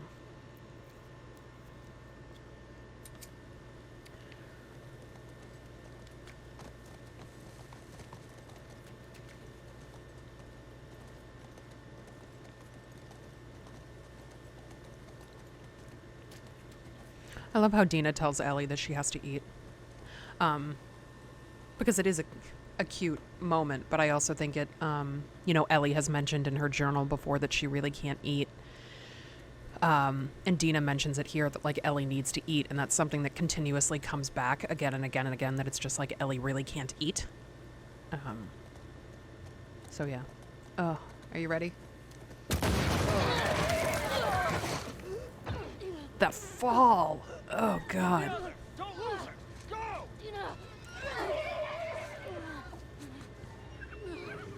The screams from Shimmer are so painful. Poor Dina, she's such a champ. I know. And that fall is so brutal on her body. And then she falls again through the window. I mean, it's just like, Ellie, you have other weapons. I mean, I get it, but...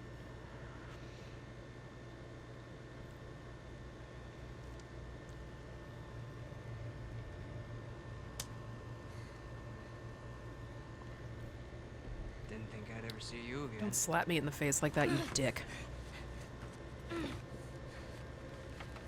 How'd you find us? Asked about a dude with a bitch scar across his face. It's fine. I love that Ellie still has her attitude. How many came with you? Just you two? You can't stop this. Halo was talking about this on her stream the other day, and it's such a good point that the scar on his face Looking for the other one. has healed, has almost like completely healed. It's healed really well, so it really tells you the amount of time that has passed that Dina and Ellie have been on the road. They're coming after us. That's why Nick was fucked up like that. We gotta get her I know, I right. was like, Ellie, We gotta tell 'em anything. exactly what's going on. You have your switchblade that you take out for every other thing. We got a new mandate. Kill all trespassers. Oh, hold on. That doesn't make any sense. Direct order, man. No, You have a figure Molotov. out what she knows. Don't give a fuck what she knows. You saw what she did to the others? You have no idea how many people she might be with. This might be an I ambush, don't care Mike. how many people she's with. We will find them and we'll kill them. Can you just think for yourself for a quick Jordy, second get the right fuck now? out of Can my you- way. My brother's texting me. Oh God. Oh God, that sound she makes. Oh. Oh God. Yeah, that sound. It is. It's excruciating. That is the perfect word for it.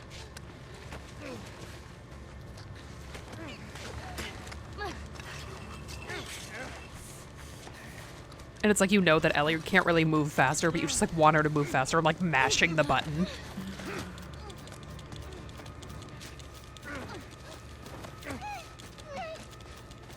Oh God. Oh.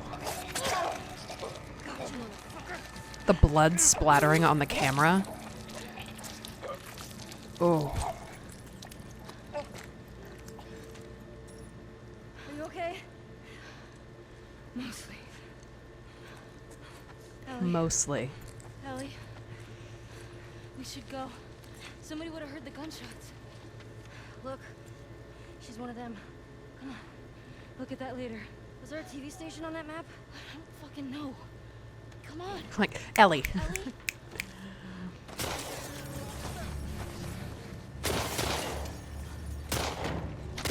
Go around. Oh, I don't have a...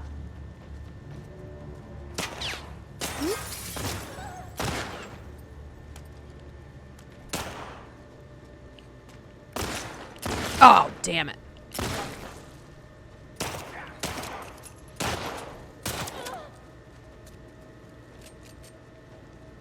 Hey, you!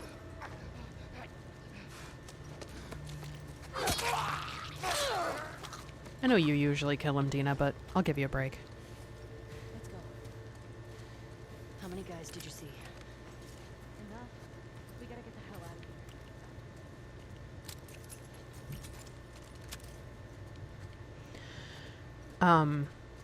I think it was PCH was mentioning earlier, or maybe I can't remember who it was, but somebody was mentioning the sound design in this game, and it really is. I mean, everything from the music, everything is mixed and done so well, and I love particularly the sound of reloading weapons. I mean, specifically the excuse me, the revolver in that moment. It was this way. Move up. Clear the rooms. But I love like the sound of the bullets and the swapping of the bullets. I think it's just it's lovely, really. Oh, damn it. You know what? Nobody likes you. You know what?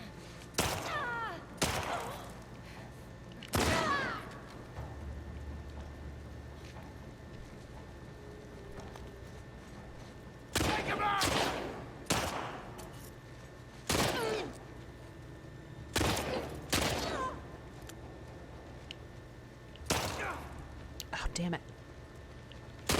Oh, he's flanking me.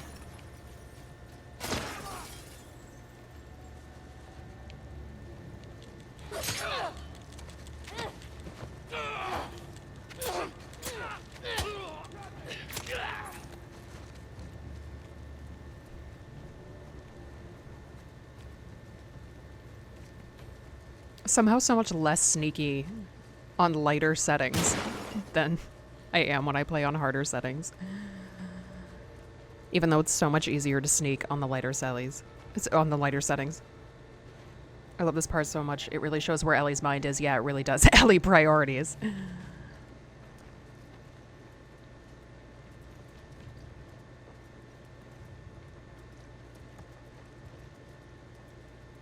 up, over there.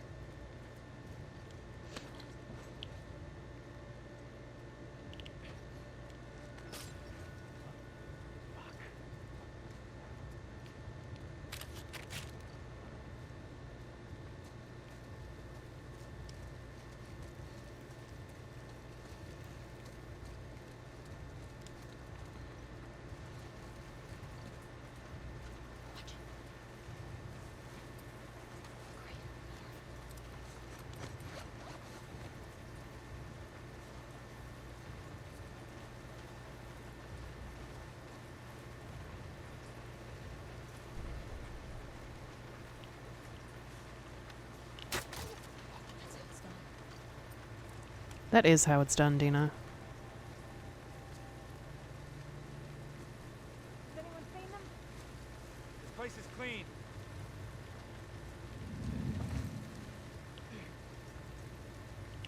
Oh, damn it.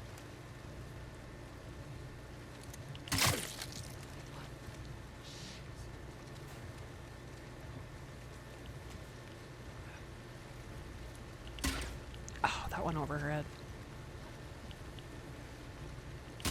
There we go. Brooke! That way! It came from that way!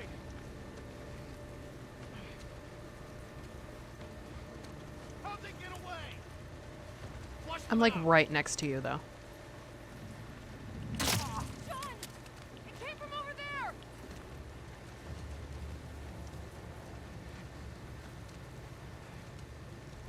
Oh, just like walked into somebody's crotch. Where'd they go?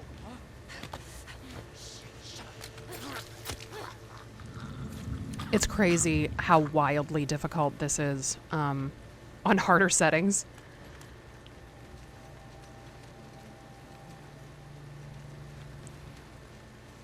Same. Nothing's turned up. On Grounded, I think this took me more times than I would care to admit. Oh, I am so less sneaky on lighter settings. I know, it's so weird, right?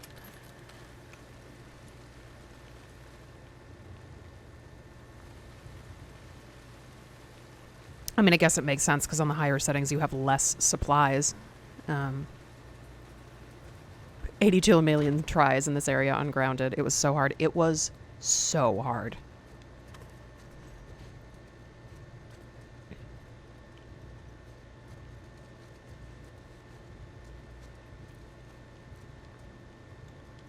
Oh. Sure, I guess I'll heal this a little bit. If there's a, I mean, if there's a kit right there. I don't want to waste it.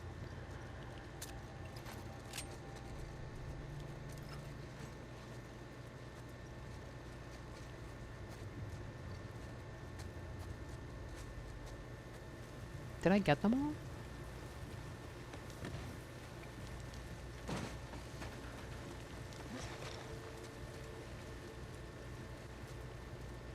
Yep, okay.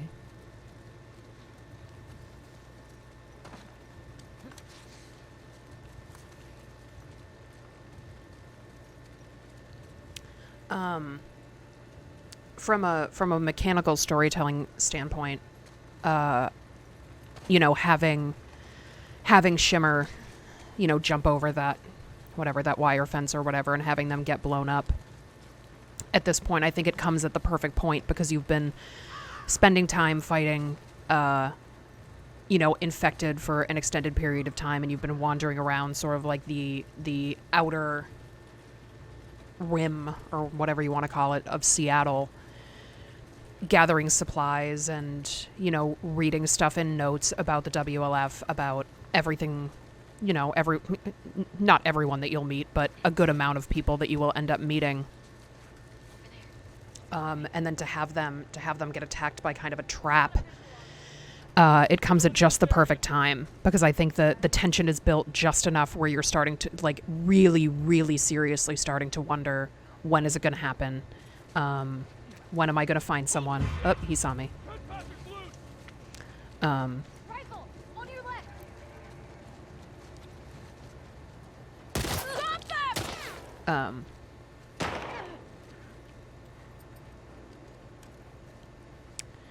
And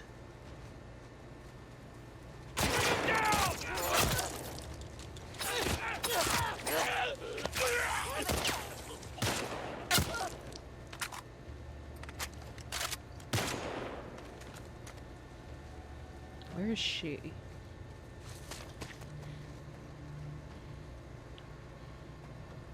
Push it!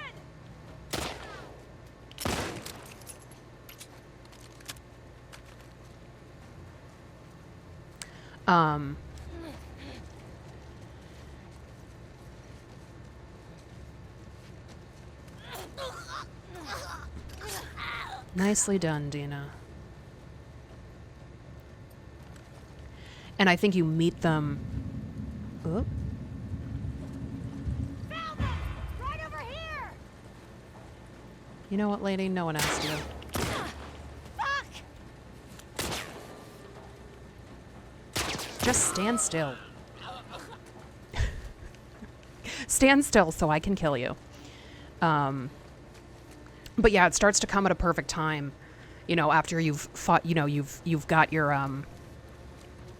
you know, you found the way in, and you found the gas and everything, and you start finding these bodies, and you see what Tommy's done, and Ellie and Dina have this, like, interaction about Tommy, and you've had the previous interaction in the courthouse garage where Ellie talks about her knife, and, you know, leave me alone in a room with them for 5 minutes and my knife, and I'll tell if they're lying or not. Like, that whole thing, it's like building to seeing these people, running into them, really seeing that it's like, oh, there aren't a lot of the ones that we would recognize, so this group is quite large.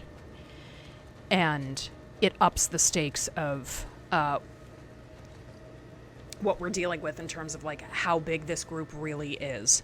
And Dina has these two big brutal falls, and then it's like you have to fight through the school, and it's all of these things that are just building tension, and it's done in such a lovely way, and it's inserting more and more and more people. And so now we're really getting how far Ellie is willing to go to do this thing. It's no longer just fighting infected. Now it's people. Now it's humans. It's saying something. Shannon is a WLF soldier right here. Yeah, okay. It sounds so much like her, and I thought that I was crazy. But it really does sound so much like her.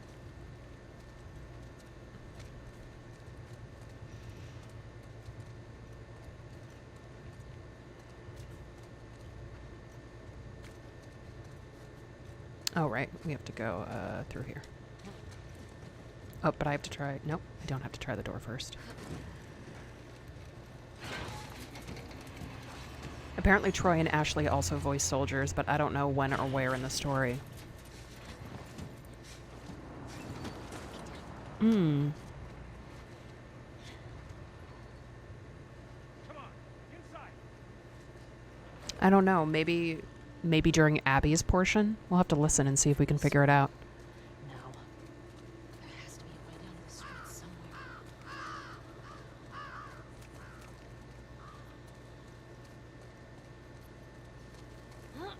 Got it.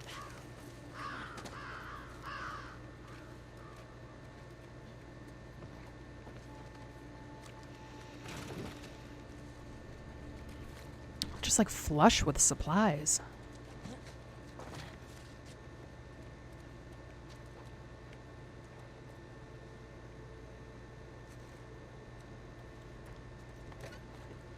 Ooh, a card. Dramatic reading.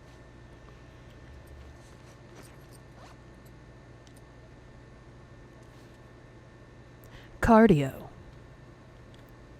Real name, Pedro Rojas. Brain 60, Bronze 60, affiliation none. Pedro Rojas was a long-distance runner who dreamed of winning but always came up short. When Spark offered him limitless stamina in exchange for using him as a test subject for their new Velocitadium artificial hearts, he immediately accepted the deal and then escaped, going into hiding. Now known as Cardio, he can run faster and farther than anyone alive. Pursued by Spark, they still want him back to finish their experiments. They'll just have to catch him first. Hero.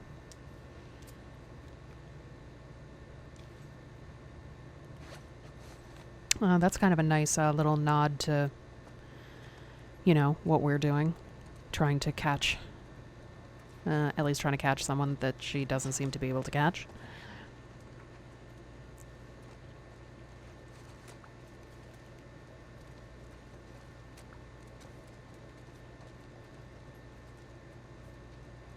Look at Dina, like, squatting around.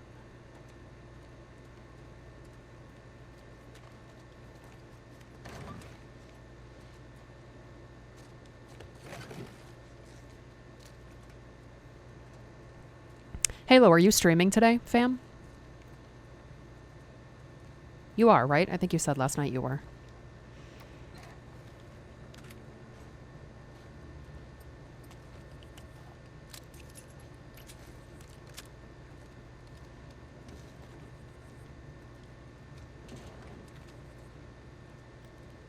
I don't know why I still need that flashlight on. I was thinking from 1 to 10 Pacific. Woo! That's a strim. Yeah. I think we're good. Alright. Check this out.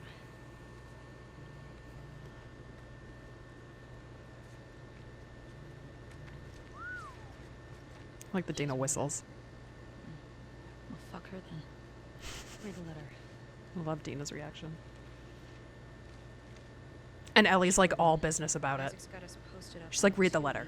TV She's one of them. station. Scars spotted in the area. Here's something to hold you over, Leah. TV station. You think she's still there? I know. She's like, babe, check it out. Boobs. So, spy all these tall buildings. That way. Okay. Let's go get Leah. What if Dina was totally wrong about that? I mean, they are in a city. There are a lot of tall buildings. Ellie, dear, I adore you, but could you please fully close your backpack? Oop. Did not fall on the soft thing. You did, though, Dina. Good for you. You've had 2 bad falls today. You good? Yeah. Thought I was fucked back there. Thanks for the save, by the way. Of course. Like, she was just gonna let you die, Those are the rules. Ellie? Is that what you were They're thinking? really owned. Yeah, they are.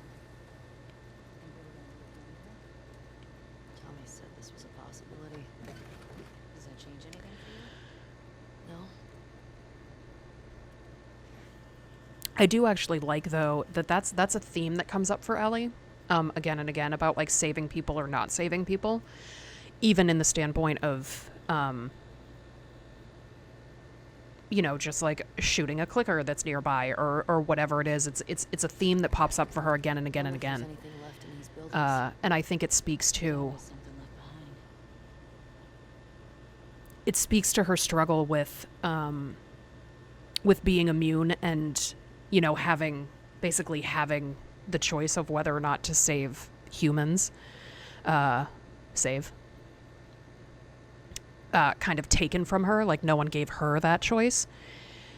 And I think it's something that really sticks in her brain and in her heart, and that she brings up again and again and again. And it's sort of, in this world, a kind of a currency. Which is funny because living, you know, this world, living and dying and all of these things, it's like, I think the game makes it quite a point that living isn't necessarily a reward for anything and dying isn't necessarily a punishment for anything. You know, and their outlook on... Oh, there's nothing up there. And their outlook just on life in this world is just, you know, it's a constant struggle. And obviously there are these little settlements that have tried to, like, you know, make life quote unquote normal or whatever it is, but It's too, but I got a feeling there were more. I think as an audience, like, Tina, fresh blood. we tend to kind of want to be like, oh, well, you know, this character survived or whatever, that was their reward for whatever they did, or this character died and so they got quote unquote what was coming to them for this terrible thing that happened. And this world kind of, and this story turns that on its head a little bit. That it's like, no, that's not how it works. The cosmic scales in this world aren't like that. And I think that that's something that Ellie really struggles with. And it's just, you know, it's put there in her dialogue and kind of there in her behavior and everything like that just keeps coming up. It keeps being this theme. I'd barely be walking if I was Dina. Yeah, that's real. Gonna trip over this guy. Bring this guy down the stairs. Oh, well, you got it. Nice job, babe. Got him. Nice one. Shit. Same.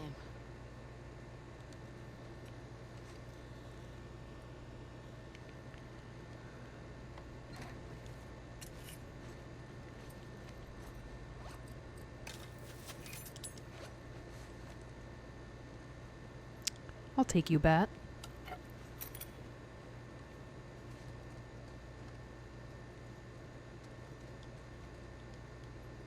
Come on.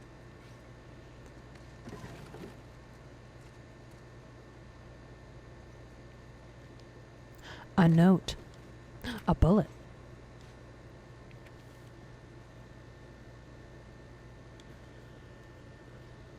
I'm bit. Tina's dead. We've been getting drunk on our patrols for a while. This was such a shit post. No infected, no scars, far from everything. Her brother makes moonshine, so we drink and talk. Went that way for months. We were stumbling around the grocery store when these runners surprised us. Let her brother know I'm sorry. I tried to save her. Tell my mom I love her. Chevy. Oof.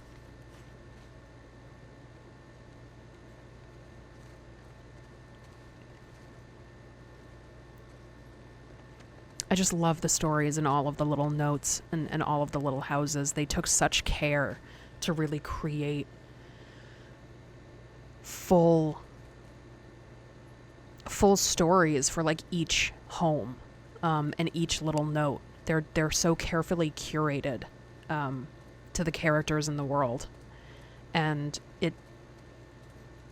for me it just makes my gameplay so much richer. These people are not like us. What if we've been refugees? What if we, I don't know, had intel they needed? It doesn't seem like they care about that.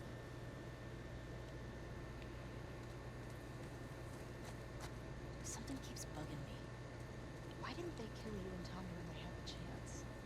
Real. I don't know. It seems reckless. Maybe they're dumb. Maybe. What? Could be that you just weren't who they were looking for. So they let you go. Oh, they did beat the shit out of us. The one guy, Jordan, kicked my face in. Yeah, but why do you think that they didn't finish It the... doesn't matter. They fucked up. They did.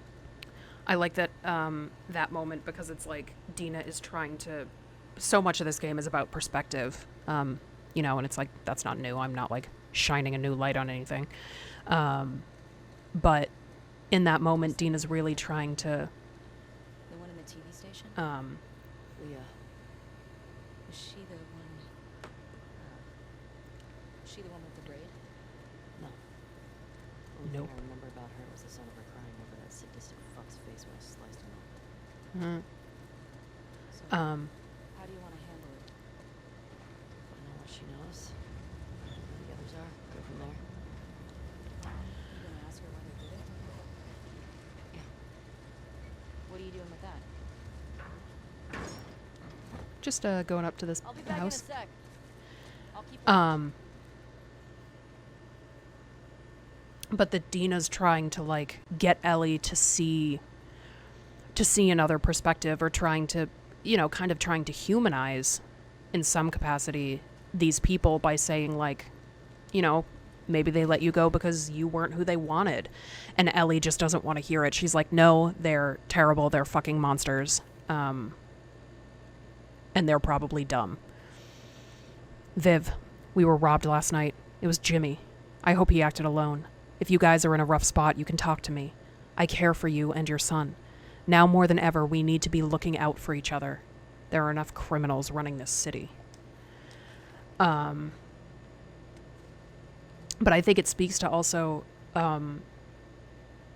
something that as beautiful as Dina and Ellie are in their relationship, they do struggle with their communication, and that's been something that has been evident since the very beginning. Where Dina says something and Ellie takes it another way. It happens again and again and again. It happens the very first time that we basically see Ellie with Dina with the snowballs, when Dina says, like, I shouldn't have kissed you in front of all those people. And what Ellie hears is, I shouldn't have kissed you.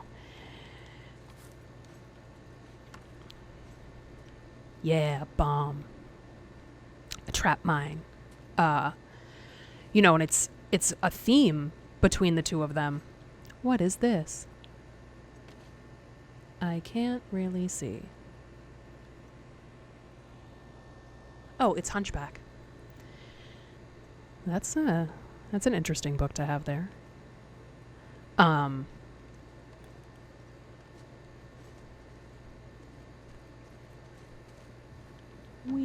it worth it? Ish.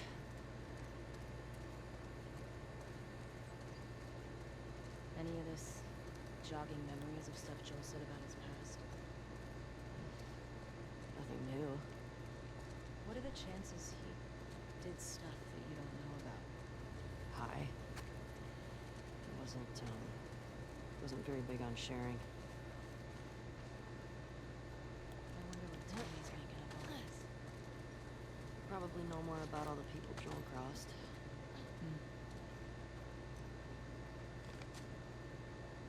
A card.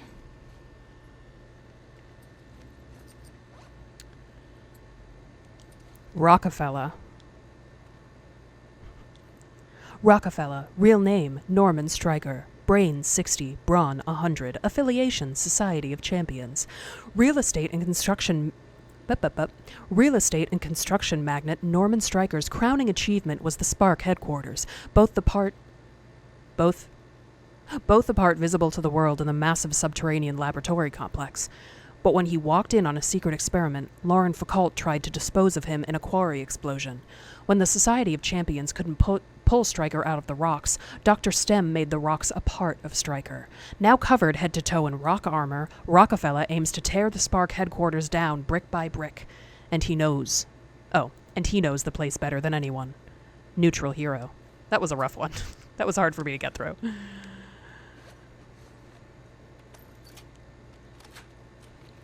I don't need you to be, like, holding the trap mine, Ellie.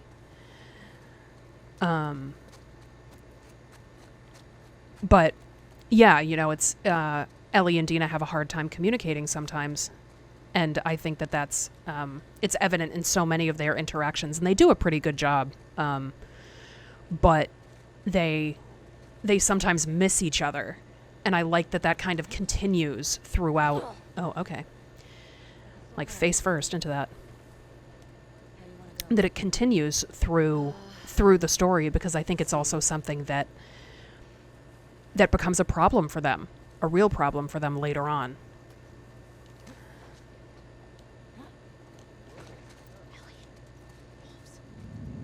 Oop, oop, oop, oop. Oh, damn it.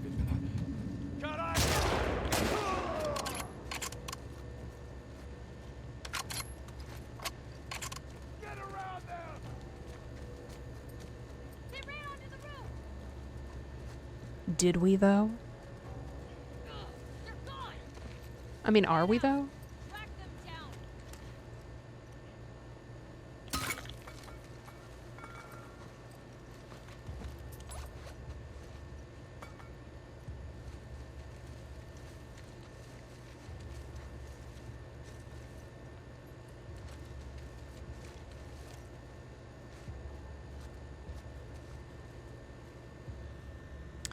I love how big this, like, section of Seattle is, even when we get into the interactions like these and the, oh, hello.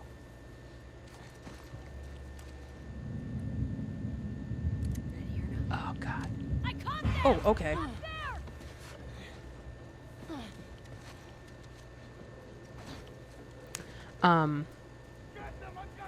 And even into these, like, combat sections.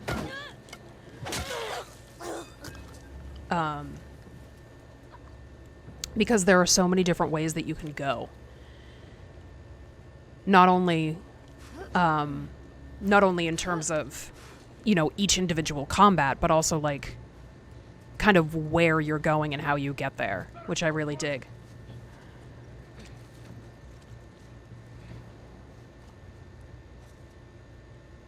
Hi, Dina.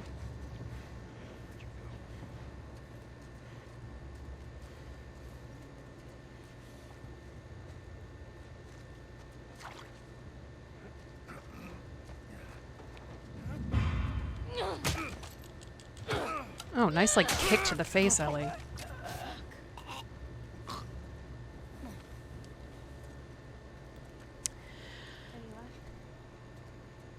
think so. As you start going through, I think it's interesting and worth noting that, you know, as Ellie fights more and the more that she, you know, that she attacks people in certain brutal ways, Dina has vocal reactions to that. It's like, she's like, fuck, or she's like, Jesus Christ.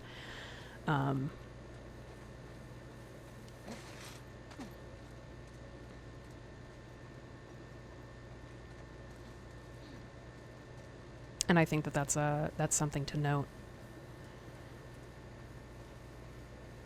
Again, just like another nice little storytelling piece. That it's like, Dina is here watching this descent. Anything in here? Just Halloween stuff. Some of this stuff is funny looking. I'm not a fan.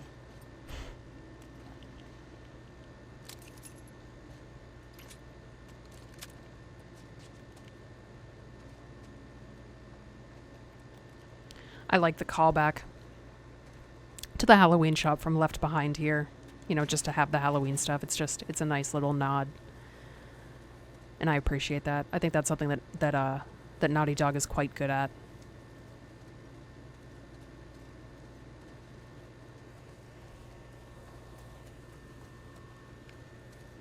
Oh, my butt and my back hurt from sitting in this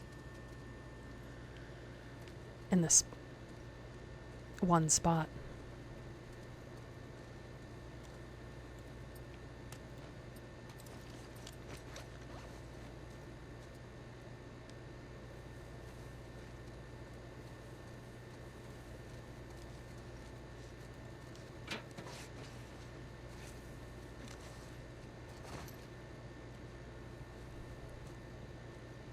Whoop.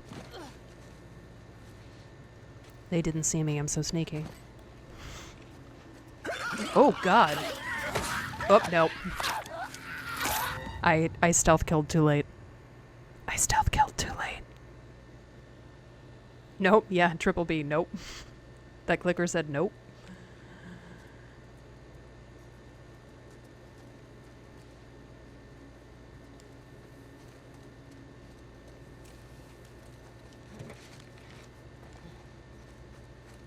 I always feel a certain sense of shame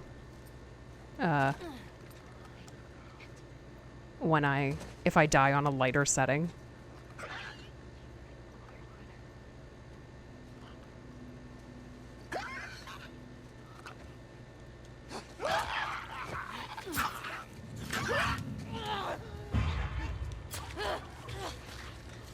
Oh, nice, Dina. Appreciate you. Oh, okay.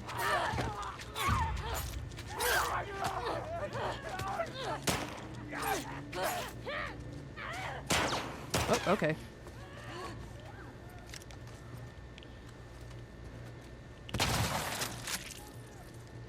Well. Oh, God.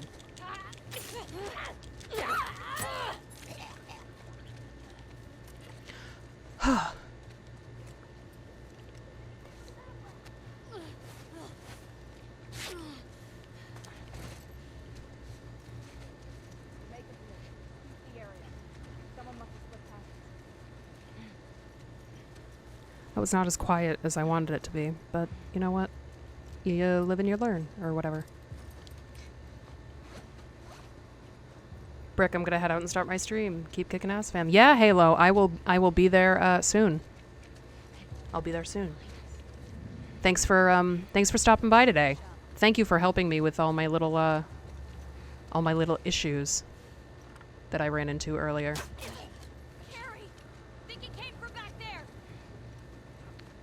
Oh, well. Oop. Okay, Ellie, I'm gonna need you to go through.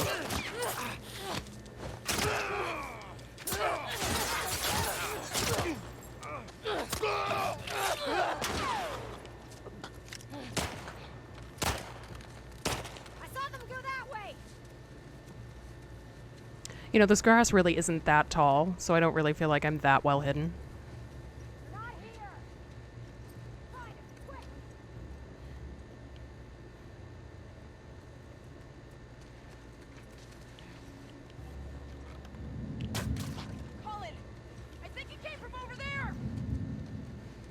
Did it, though? Yes, I mean it did, but...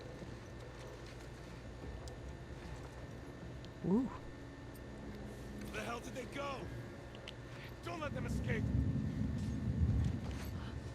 think I heard them. I'll go through the town. All right, be careful.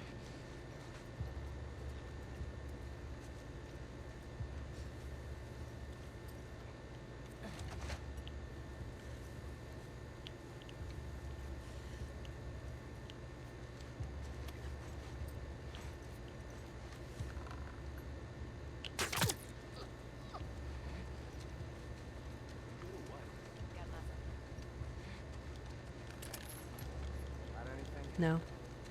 I'm gonna guess that technically was, like, in her neck, so... Skyler?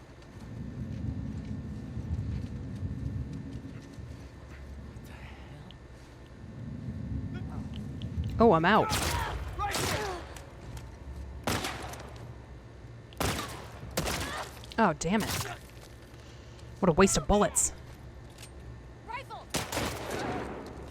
Yeah, I see you up there, bro. Oh, and I see you down there.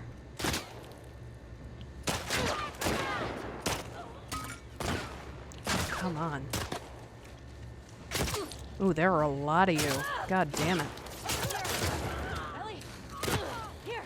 Let's go!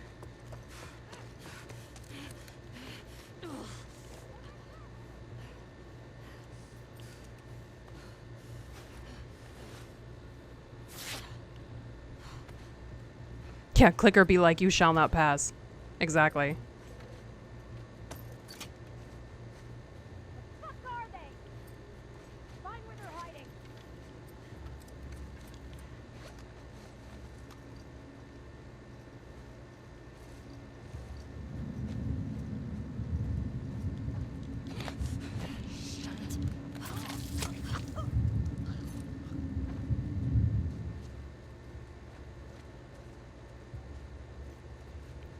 It's interesting if you watch Ellie's face.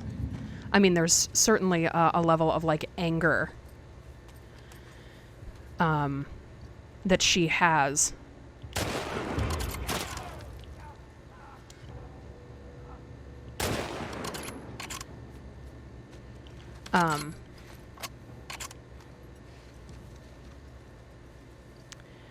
You know, every time that she stealth kills someone, but it's like her face is also kind of scrunched in some kind of odd agony.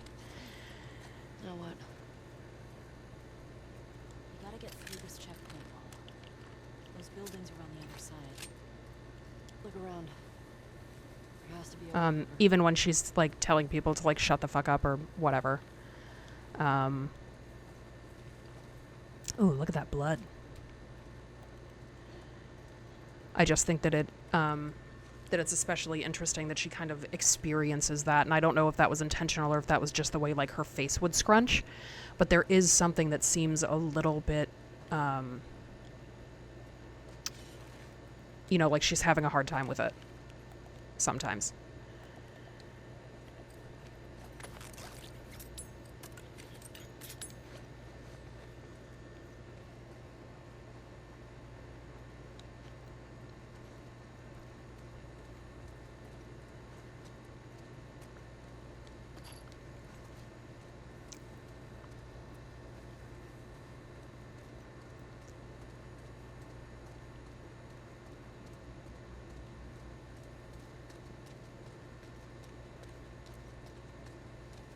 This is where...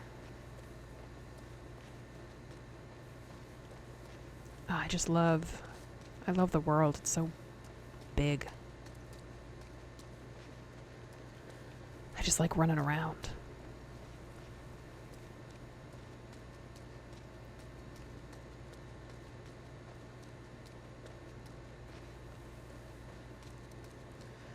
I appreciate that they did that in this, in part 2 as opposed to part 1, which is a little bit more contained, because there's something that kind of metaphorically to the story adds to how big everything is. In this world, you know, it's like they've obviously expanded everything.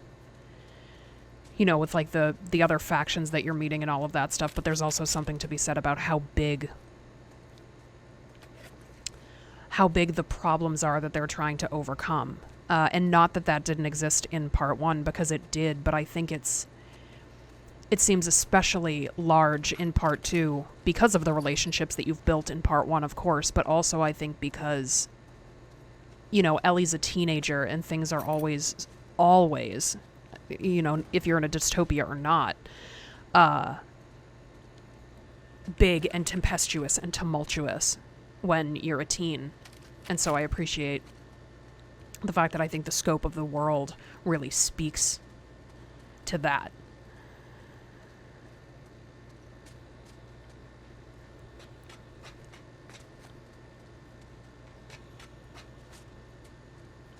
Well.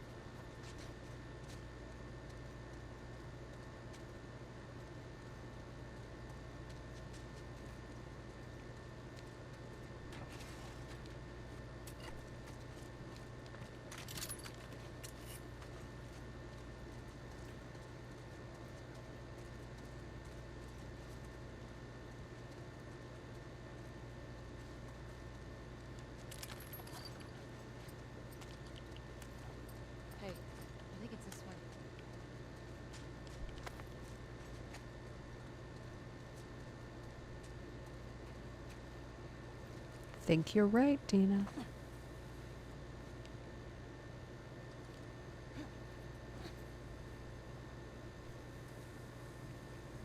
Okay. We got over. We did. Now what? Hey, Dina. Yeah.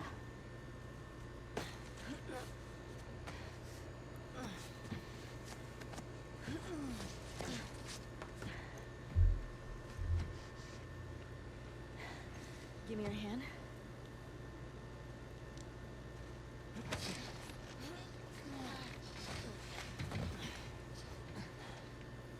Hey, that round building. Dina is strong Looks like the TV AF. station from your map. Yeah. Come on. I don't know why I play with these. I don't always need them because my monitor is close to my face and sometimes it gives me a headache. But I leave them on because I'm a I don't know doofus. how I would have done all this without you.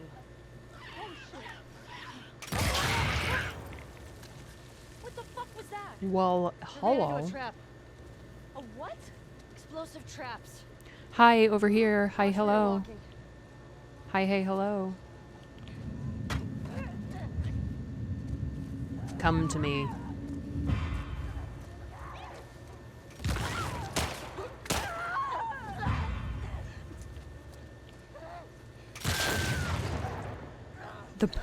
The traps are so brutal. It's so gross. Okay. And I kind of dig it.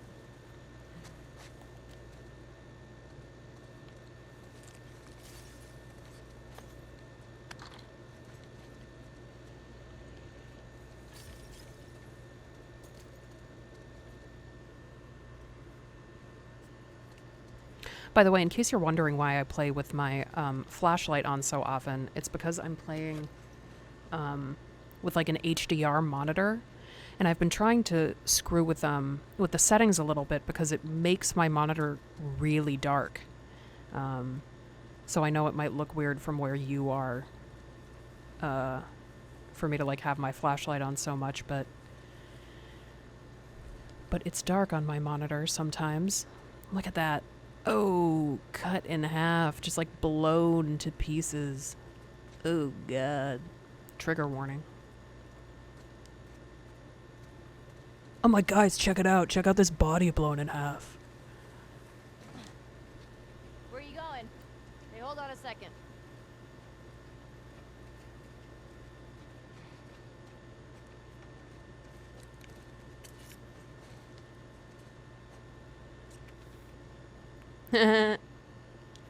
Still no scars. 4 more hour on this Still no scars. 4 more hours on this shift. Fuck.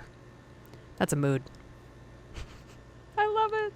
It's so childish and so wonderful. And absolutely something that someone would do.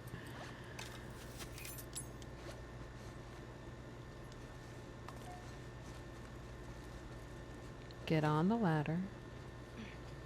Any wolves? I didn't see Gotta be any, but careful, it's ladders hard of to this tell. world. Gotta be careful of ladders in this world. You can fall to your death. I think we gotta get down this. Well, just slide down. It's fine. Fuck. I'm okay. Come on. Whee! Wasn't that fun, Dina? Is Leah chick? What if she's gone by the time we get there? I don't want to think about that right now.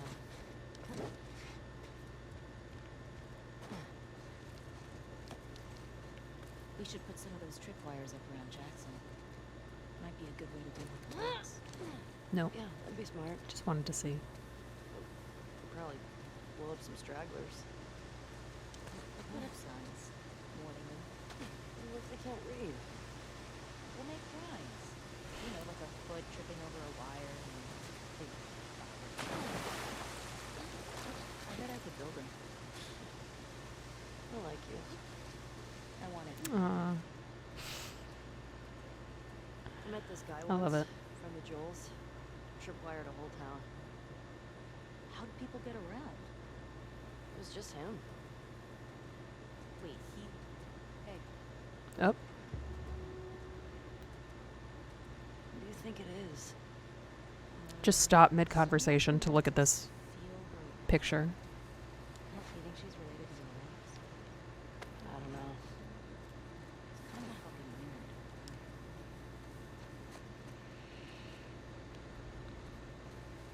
Yeah. Oh, shit. These were all shot. Aw. Tommy's horse. Look. It's Tommy's.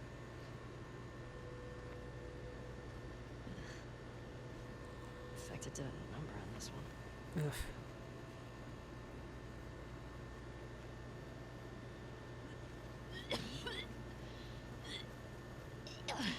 What's up, Dina? What's happening? You okay? Yeah, sorry. It's just the smell. Alright. Things are taking off on foot. You good to keep going? Yeah, I'm fine. They plant the seeds of her so nicely, because it's like you get two different places where she vomits because of like the smell of a dead animal. You know, and then reading Ellie's journal, you get little bits of like, Dina's sick, you know, and Dina's kind of progressively becoming more tired and being like, no, I'm going to push forward again. I'm going to push forward, but you can tell that something's wrong. And I don't know about y'all, but I know that the first time that I played it, it wasn't the first time that she vomited, but the second time here, I was like, oh, I know what's going on here. I don't see any wolves. No. Um, Counter chickens, though. but it was still a nice, it was like nice breadcrumbs that they threw down for us. Yeah, it's that way. Uphill. More bodies. Tommy definitely came this way. Solid barricade. Okay, well, A solid barricade of that mattress. I mean, listen, maybe it is a solid barricade, but...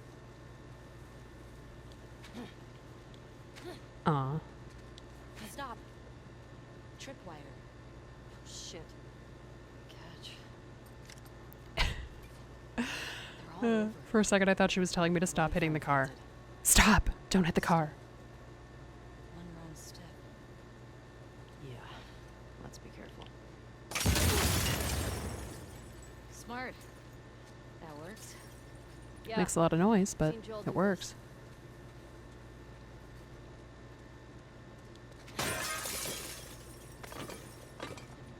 That's right, Ellie. Put your hand right into all that broken glass. A dramatic reading.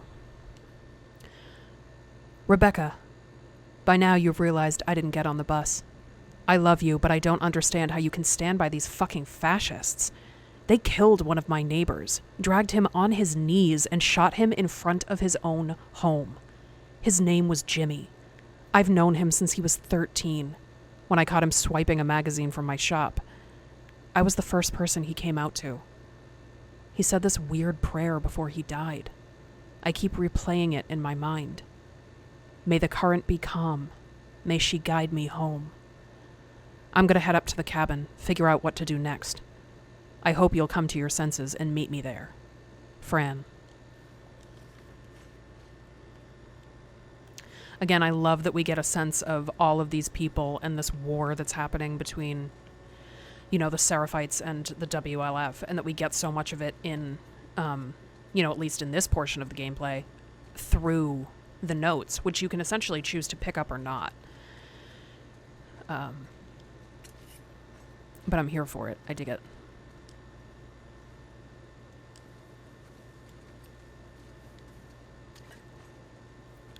Oh, the tripwires stress me out. Covered.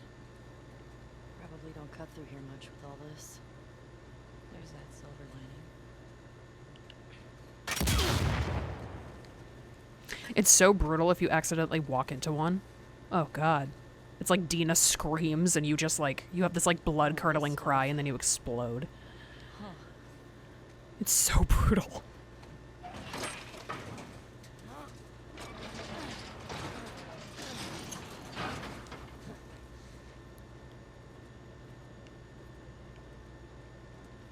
So many supplies.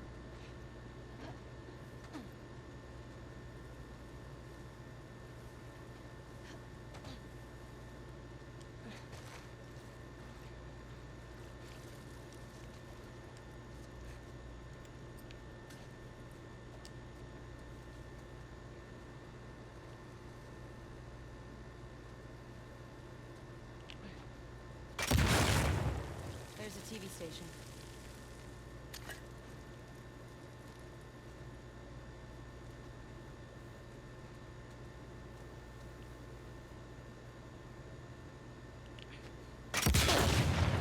Ugh. Just gotta get through all this shit first. It's fine.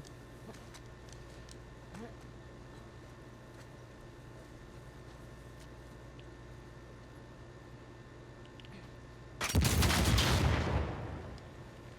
not being subtle right now. That's for damn sure. Maybe Leah will come to us. Yeah. Or they might be waiting to ambush us.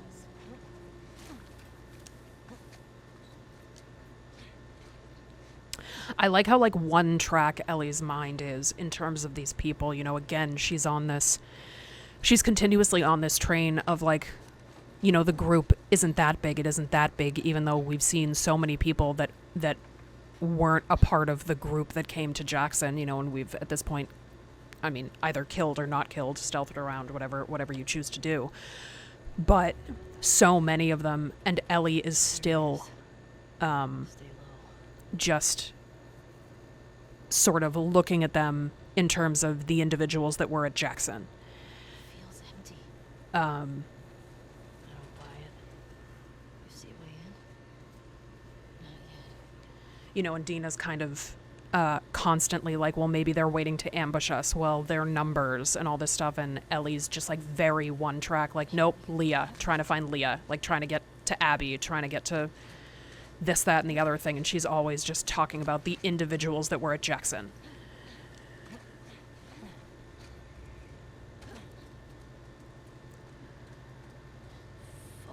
Fuck. That's for damn sure. Tommy do this? Let's get inside. Okay.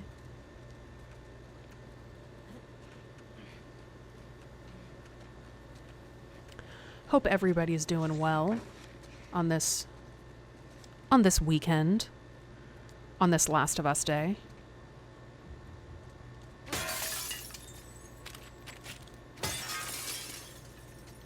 Cool, I'm just gonna make a lot of noise, break a lot of shit. Be careful.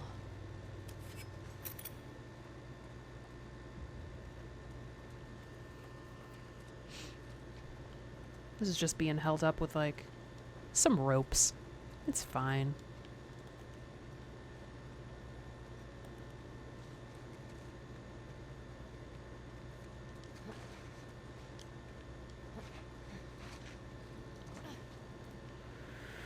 Ooh.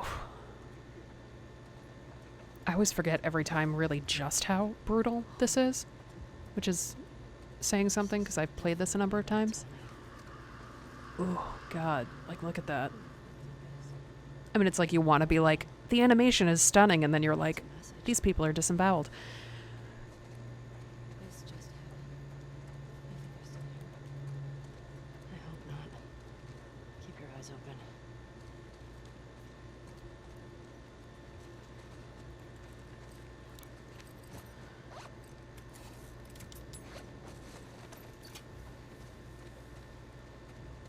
I remember my first playthrough of this game, I didn't use the trap mines that much, and I'm amazed now that I didn't, because they're very useful.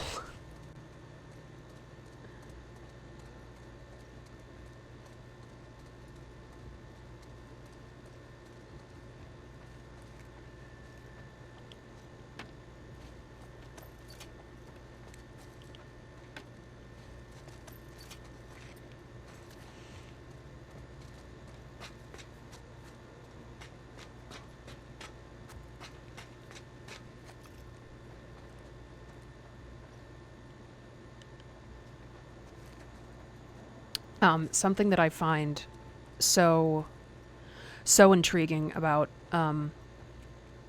this game and the storytelling in this game is like the locations that are chosen for people to spend time in, or the locations where they go. You know, it's like I was talking about this yesterday with some people that I'll save it.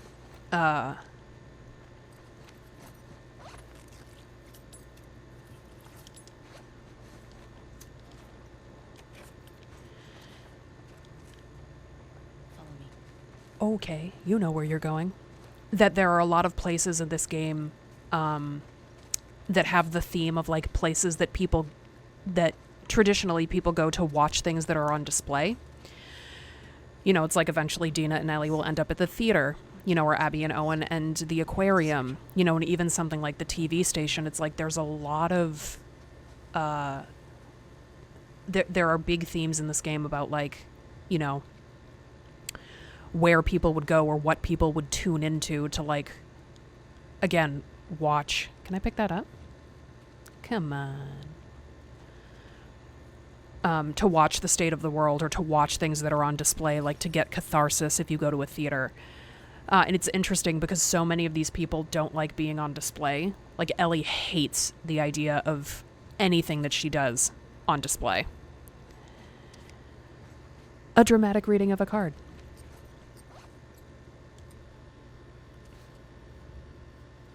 Kimamela? Is that it? Kimamela. Real name, Kimamela Green. Brains, 80. Brawn, 60. Affiliation, Society of Champions. After her family lost their house to greedy developers, young scientist Kimamela Green's... I'm going to say Kimamela, and apologize if that is not how it's pronounced. Kimamela? Kimamela Green's public protests fell on deaf ears. Frustrated, she turned her research in animal behavior into a means of political action. Many late nights at the lab culminated in a device that allows her to telepathically communicate with animals. Now, as a member of the Society of Champions, Kimamela brings her animal allies to places around the world where civil strife and avarice threaten to force people from their homes. And when evildoers don't listen to her, she lets her animals do the talking. Hero.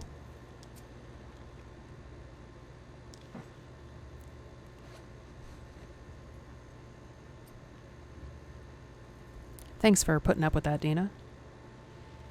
And thank you all for putting up with me doing dramatic readings of things that I find in this world.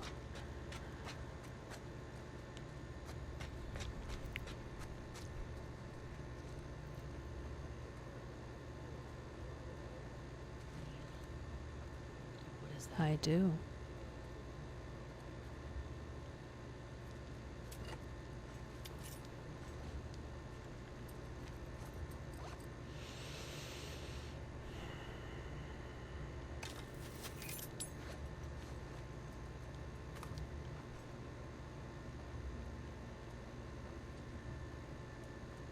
Just carrying this brick around, it's fine.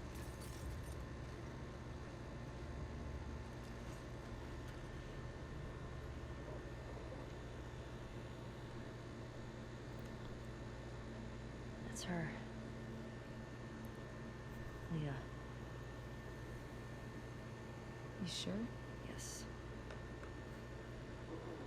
Ellie's so sure about Guess that. the universe Yes. really wanted her dead, huh?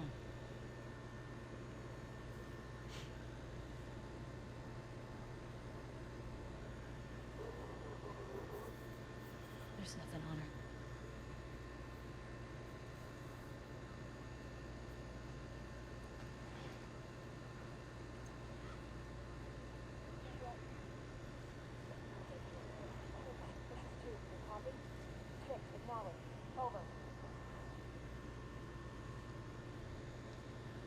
Dina.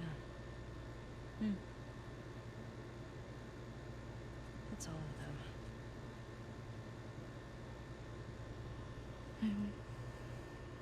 That's near Jackson. Look at their fucking smiles. Hmm.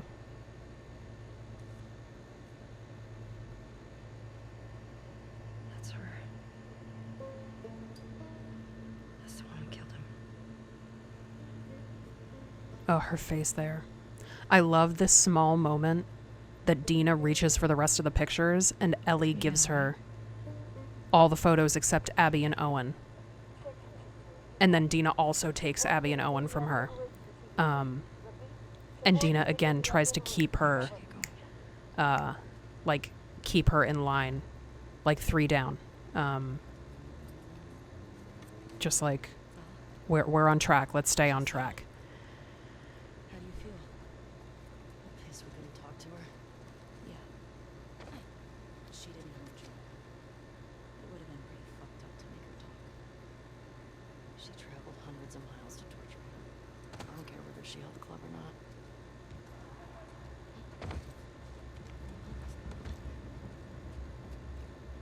And he's still standing? I don't think so. I hear more. This way. Come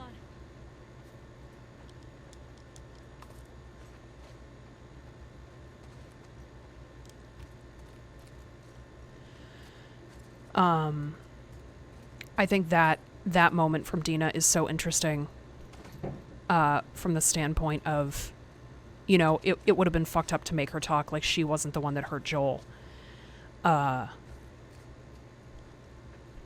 And she's not wrong, but then Ellie's saying she traveled hundreds of miles to torture him. I don't care if she held the club or not. Because that's also... Damn! Just... Damn. Brutal.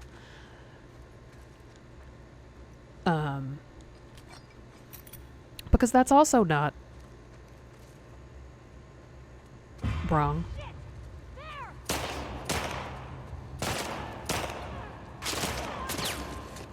Dina, just come on. Fuck!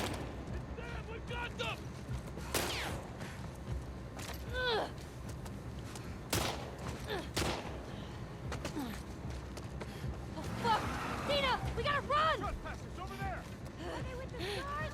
Oh, you know, just shoot 'em! We gotta lose them! Get ahead! Oh shit! Oh, shit.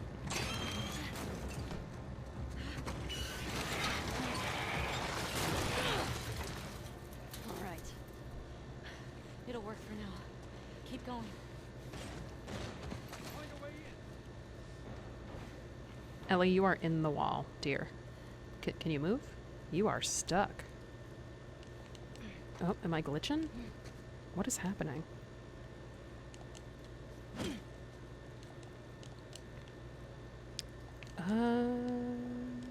Y'all, I cannot... There we go. Towards ahead. Masks. Okay.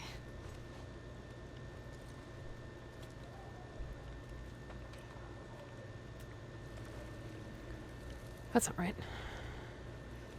That's not right. Where am I going? How many... Alyssa, how many times have you played this game?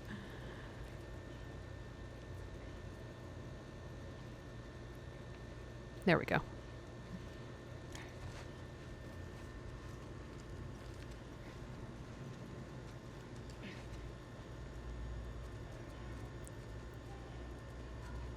We gotta keep moving. Yes. Yes, Dina, you are correct. As almost always.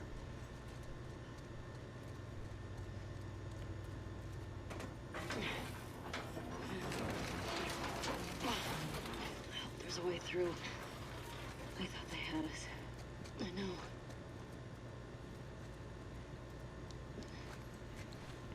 I love in this game, too, the way that they do in the first. The way that they use levels. You know, especially metaphorically. I mean, especially just for the mechanics of gameplay and using the levels of, like, playing up, you know, on the street. Versus playing subterranean, versus, like, going up in the sky, you know, or whatever, going on water, being on land. All of that stuff. I mean, I dig that, and it, you know, I think there's a thematic reason for each of them, and I love that at this point, specifically after they've found Leah, and that was this, like, one lead that Ellie, you know, that they found that, like, Ellie was really, really chasing after, and to find her dead, you know, and then they move down, you know, from this very tall, this very tall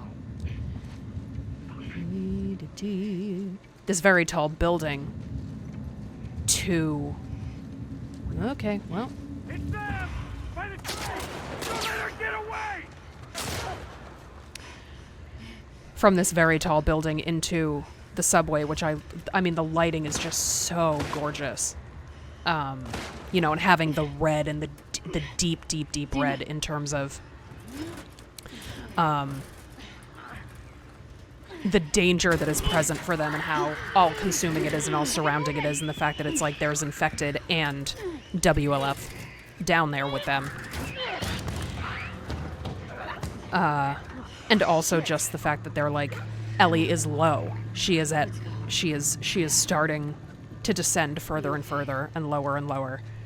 And the thematic color scheme of red and being underground will come back in the hospital in the basement when she's chasing Nora again, which is like one of her very, like a turning point and a very low point for her. This way's blocked. Jules, I hope you made it out and find this. The two of us got into a minor dust-up with some clickers, but we're still in one piece. Hold up here for the night to lick our wounds. The long-dead body of a man watched over us, a gruesome reminder of why we're doing this. This infection, it was really a warning. Better to live off the land than remain in this rotting mess. Zachary says if we keep heading north, we'll hit the Seraphite encampment in the next couple days. He calls it Haven, and they built it all themselves. Hearing him talk about it, it was hard not to get inspired, even optimistic. I pray for your safety. I hate to think of what Isaac will do if his goons catch you. I'll be holding my breath, waiting for a sign that you're okay. Gray. I like that you find multiples of those notes Maybe through here? as you go through over the next couple of days. Did you hear what they kept calling us? Scars. They've gutted all those wolves. Everyone in this city's a Nope. fucking psycho. There's an opening down here. I love that Dita says that. Fuck.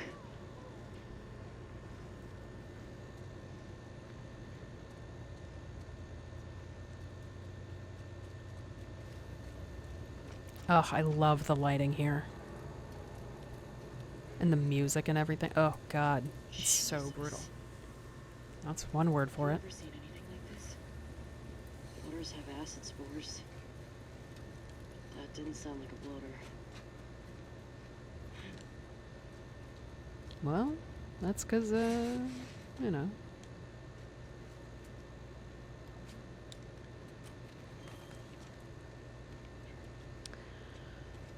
I don't need that workbench.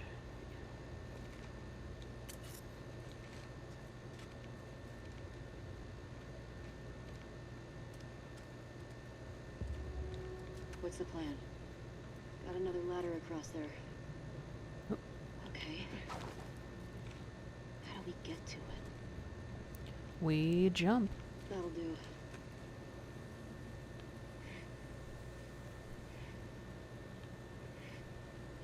I'm surprised with like all the falling off of things that happens to Ellie and like falling through floors and shit that one of these ropes never breaks. That ladder is dead halfway up. That's right, we go this way.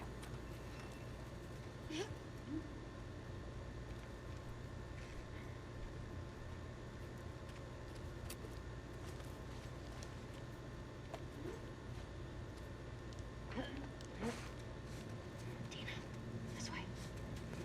Just get out of here! Ugh. I got you! I got you! Oh, God. Oh, the sound. I like that they chose to have us watch that from above. I think that's a lovely, like, cinematic choice. Me neither.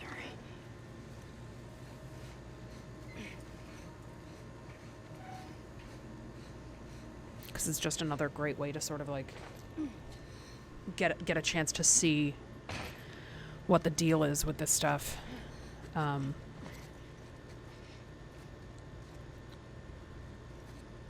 You know, without needing to be blatantly told. You know what, sir? This is a Wendy's. This is a straight up Wendy's. I'm just gonna hang out right here.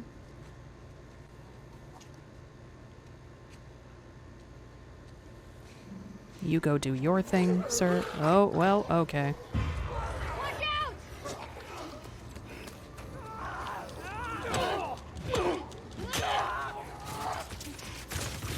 I was trying to avoid this.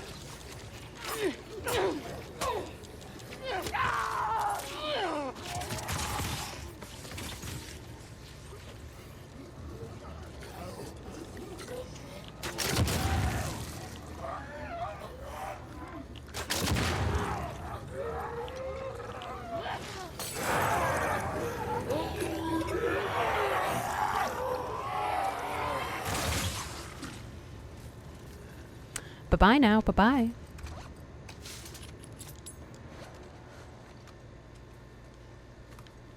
Ugh. Fuck these assholes. That's real. Did they get you?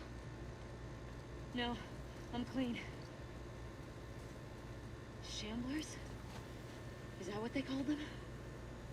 Yeah. Where the hell do shamblers come from? I don't fucking know. But they're disgusting. That is accurate. I like that Dina can walk through that cloud, but if I were to walk through that cloud, I would get acid burned.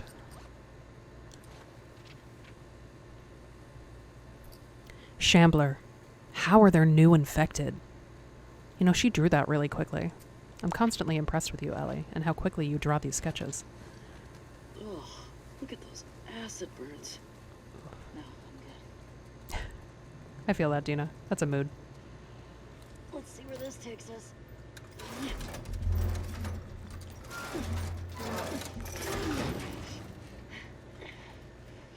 Take your time. Almost The sass. done. Okay.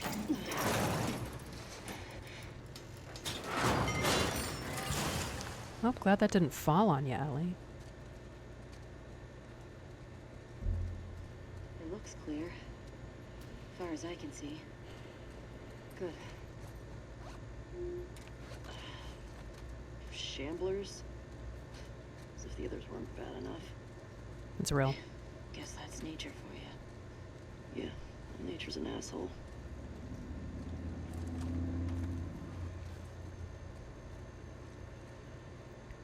I mean, isn't everything kind of an asshole in this world, Ellie, if we're being honest?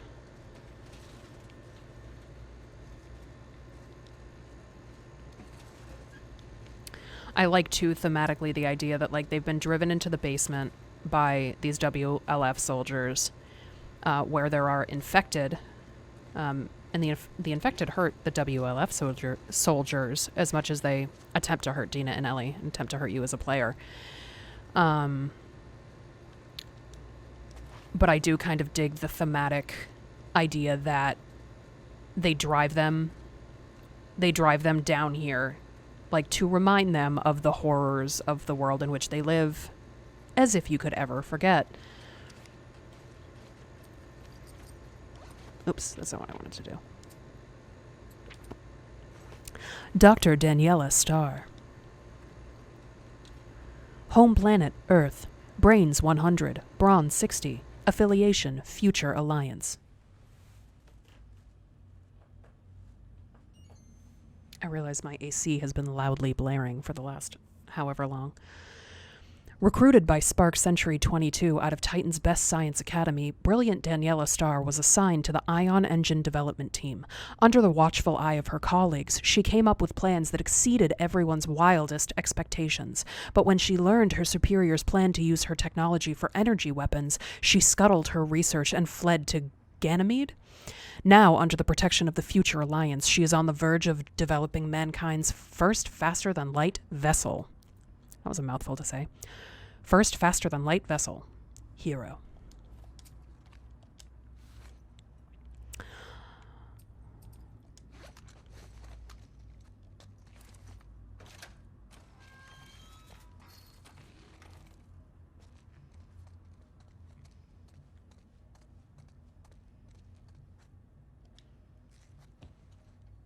Shit.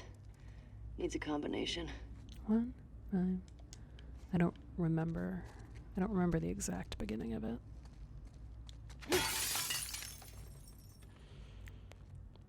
One 5-4, 1-5-2, 1-5. Yeah, 1-5-2.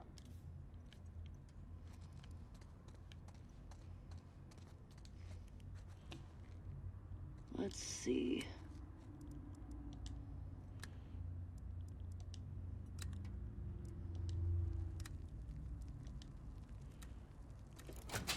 Yes. How'd you do that? Magic. You're my favorite. Aww.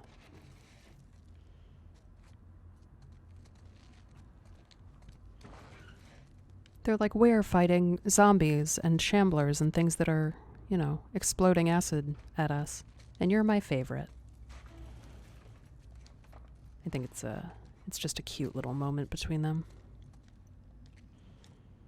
Which I think is lovely because, again, going further through the game and getting deeper and deeper into the quote-unquote darkness, they become fewer and further between. I don't think they ever completely go away. I've heard some people saying that they feel like it all completely goes away, and I don't necessarily think that. I think that there is still, hey Dewey, forget the code again? Give me a soda and the code is yours. V. I don't think the nice little kind of hopeful interactions ever really do leave, even the ones that don't necessarily seem hopeful. But I'm also of the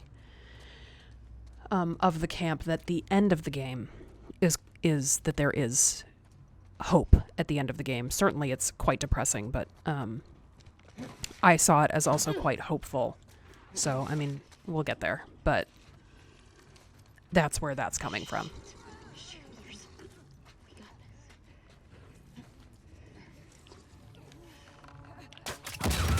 Oh, that is not what I meant to do. Well...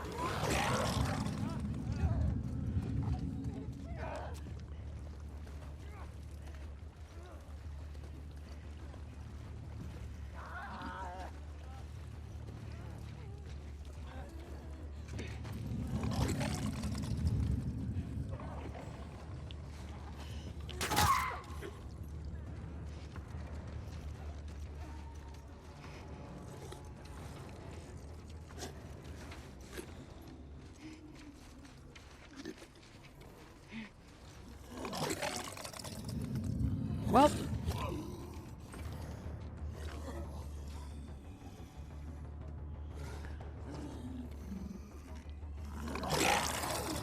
Oh, okay. You saw me. Oh, nope. Died. Got too close. Blew something up. That's fine. Because I really wanted to sneak through this part anyway. So that's what I get.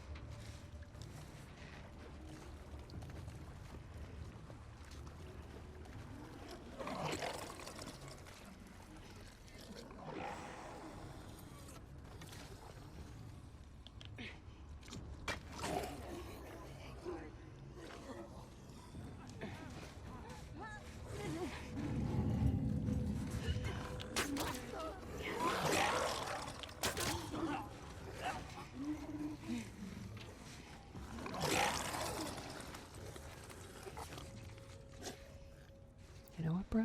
You just stay right there. I'm just crawling through this guy's crotch, apparently.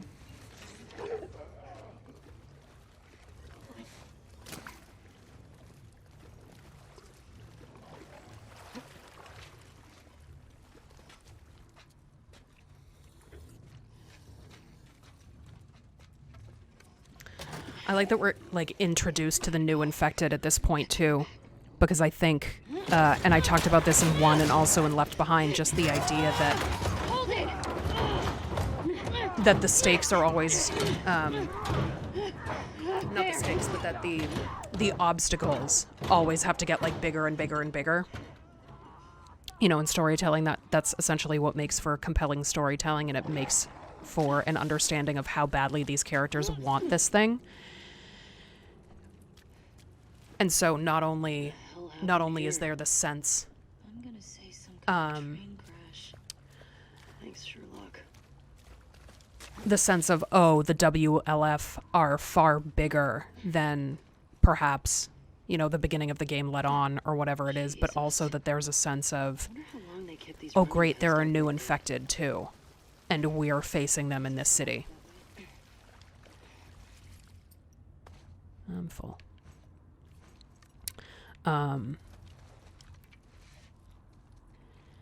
And that they're still just going to keep going. Like, Ellie's like, I'm still going to keep going. No matter how hard this gets. And it gets brutal. And I think that there's something to be said about the storytelling there and what they chose to do there. You know, it's like things just become harder and harder and more and more and more brutal for her and also for Abby. Yeah. Coming. You know, but just how far Ellie is willing to go. I mean, she literally is willing to go Getting closer to light. to, Hey. you know, she let me get you up burns there. everything down in an attempt to get this thing that she wants, because she thinks that this is going to solve her grief. This is going to be the catharsis that she needs. Her PTSD and her demons are lying to her and saying you this got? is the thing. And she is overcoming these immense obstacles to get there. Come on. Okay. Let's rally. We're almost out. Lead on. Don't say that, Ellie. You know what's going to happen.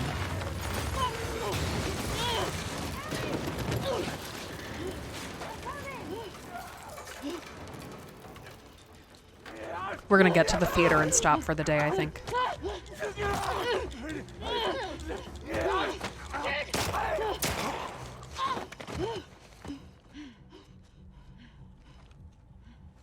Ellie, your mask.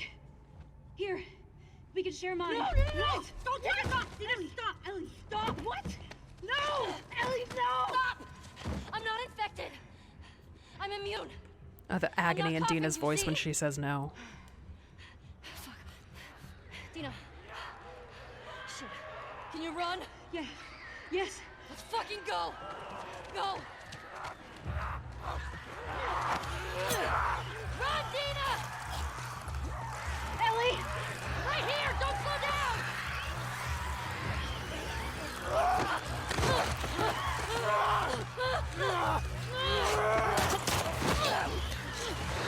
This way! Hurry! Fuck! Go right!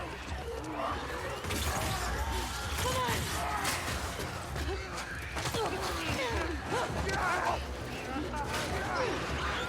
So many infected.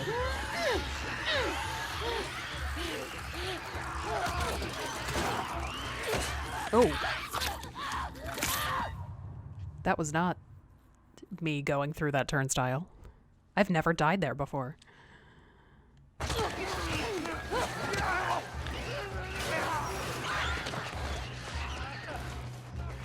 a gate! Move it!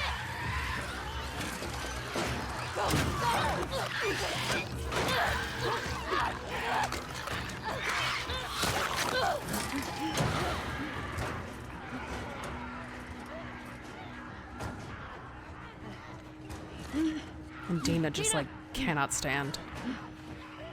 On your feet.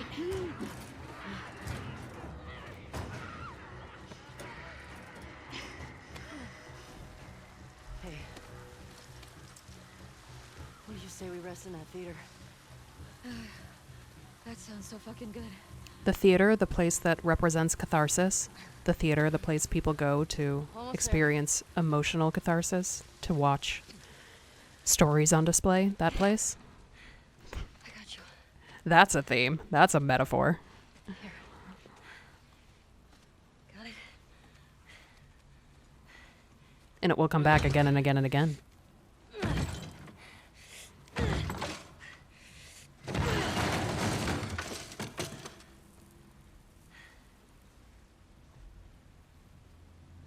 We're good. This scene is one of my favorites. And we'll let them play through it and I'll talk about it a little bit. And then I think we'll end for the day. Maybe we'll raid Halo. If I can figure out how to raid. I don't know how to do that yet.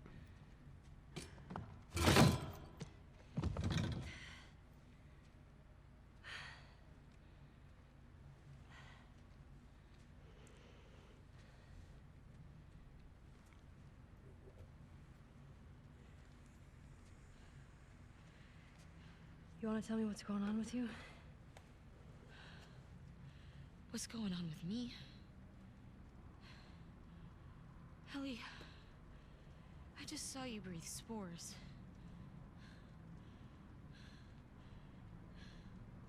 I told you. I'm immune. Okay, you're immune? Come on. I was bitten a long time ago. The fuck are you talking about? I was bitten and nothing happened.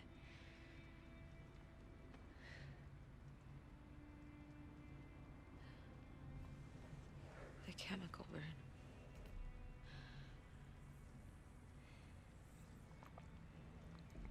Maria and Tommy and Joel are the only ones who know.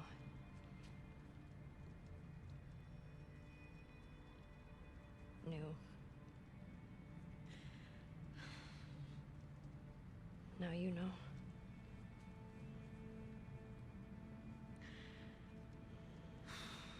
I can't get you infected if that's what you're worried about. I can't make you immune either.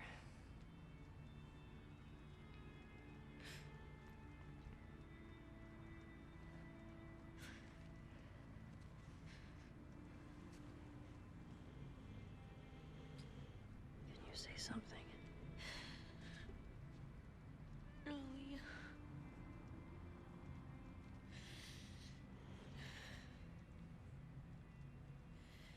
I think I'm pregnant.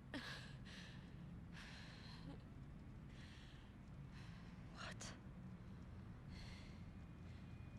Don't worry, it's not yours. What are we... What are we supposed to do now? Nothing. I just need to rest for a second. Are you fucking kidding? How long have you known? I was late a few weeks ago. A few weeks? We could have still turned back. I didn't know.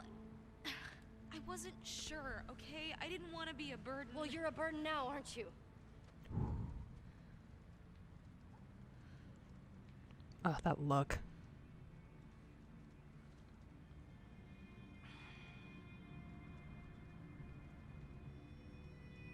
I'm gonna make sure this place is secured. You just rest.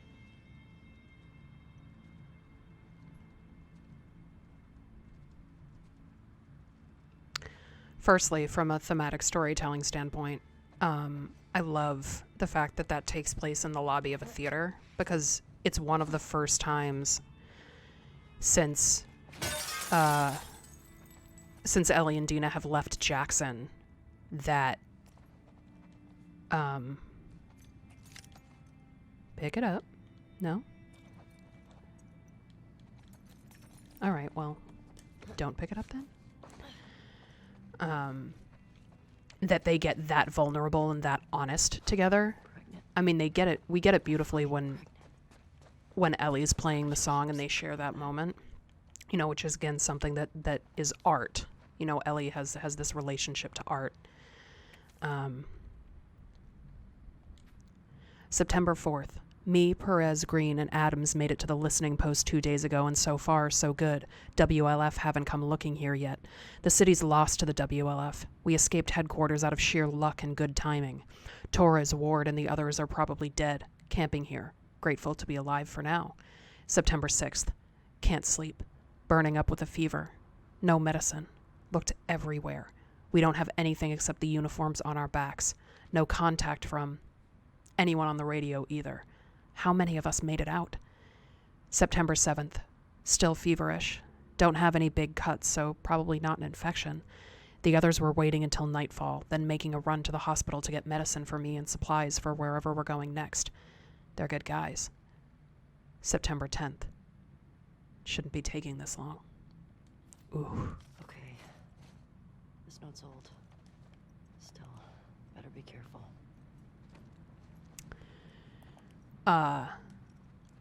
So I love that scene happens in the lobby of a theater, just, you know, because the thematic nerd in me is like, ooh, the metaphor of that. You know, they get really vulnerable with each other and put these kind of deep, dark secrets on display for each other. And they get really honest and really straightforward in the terms of how in terms of how they communicate, which when I was I was saying earlier that they have trouble communicating sometimes, like they take things. Dina will say something and Ellie will take something different than what Dina means, and vice versa. And I also think it's beautiful the way that scene in particular is written and performed, because I think it so easily could have seemed like melodrama. With like Dina coming out with this great big pregnancy reveal and Ellie coming out for a second time about being immune. And I also want to point out that with the rain, throughout the first day here in Seattle, it's been sunny for the most part. And now as we're cresting into Ellie going further and further into her deep darkness, the rain is becoming more prevalent.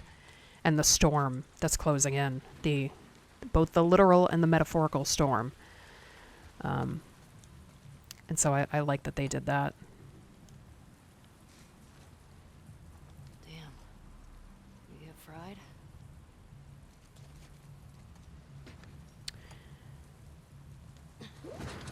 Because again, the storm, I mean, not only from a metaphoric standpoint, but also like a physical obstacle standpoint, makes the city harder to traverse. And so again, it's just one more thing that is an obstacle for Ellie to overcome.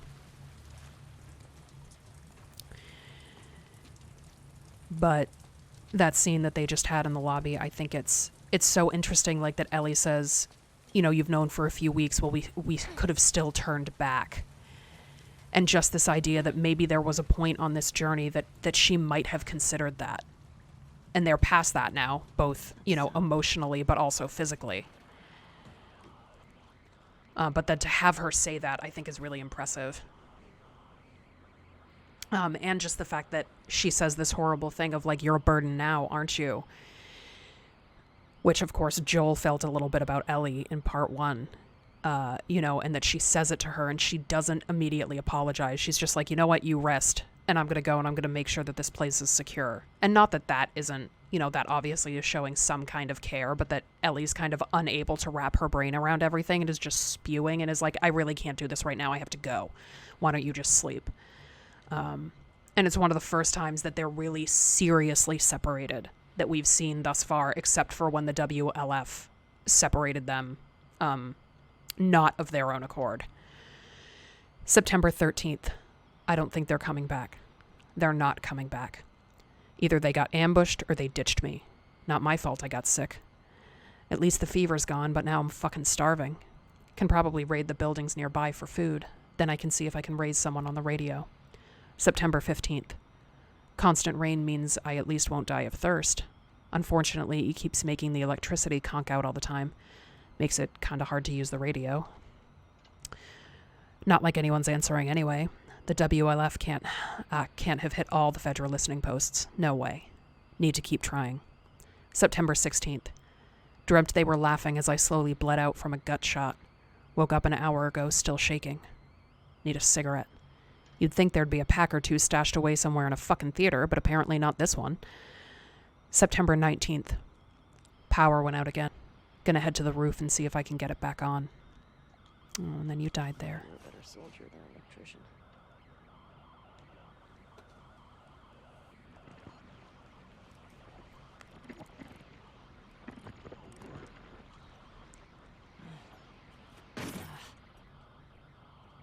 What's this? All right.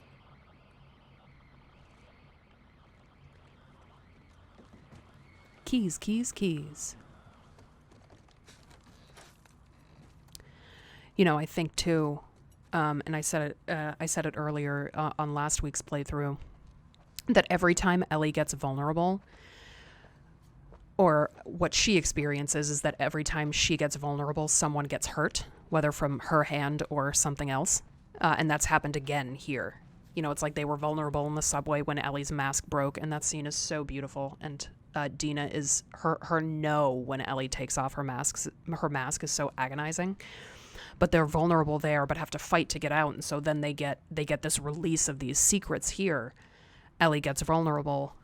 Dina reveals a secret. Ellie snaps a little bit. Dina gets hurt. You know, and I like that if you come back to her, you can't talk to her. She's, you know, out, and she's facing away from you.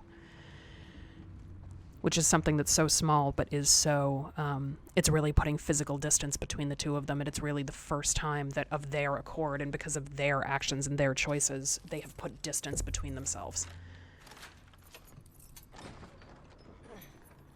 All right. Wow. Joel, you'd love watching a movie in this place.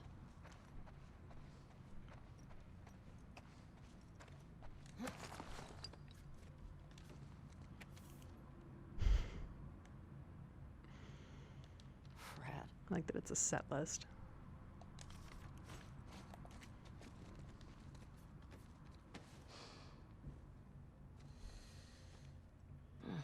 Spooky. Yeah, man, theaters are so creepy. If you've ever been like alone in the backstage area of a theater amongst like all the old sets and the mannequins and shit, it's creepy.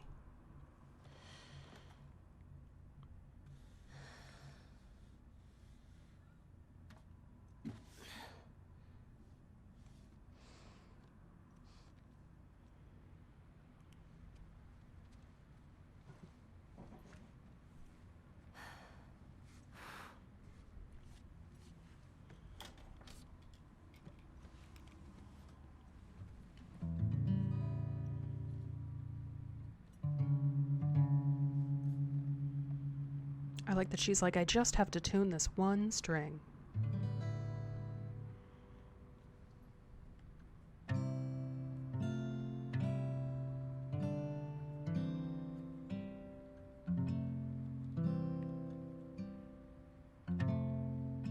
Oops.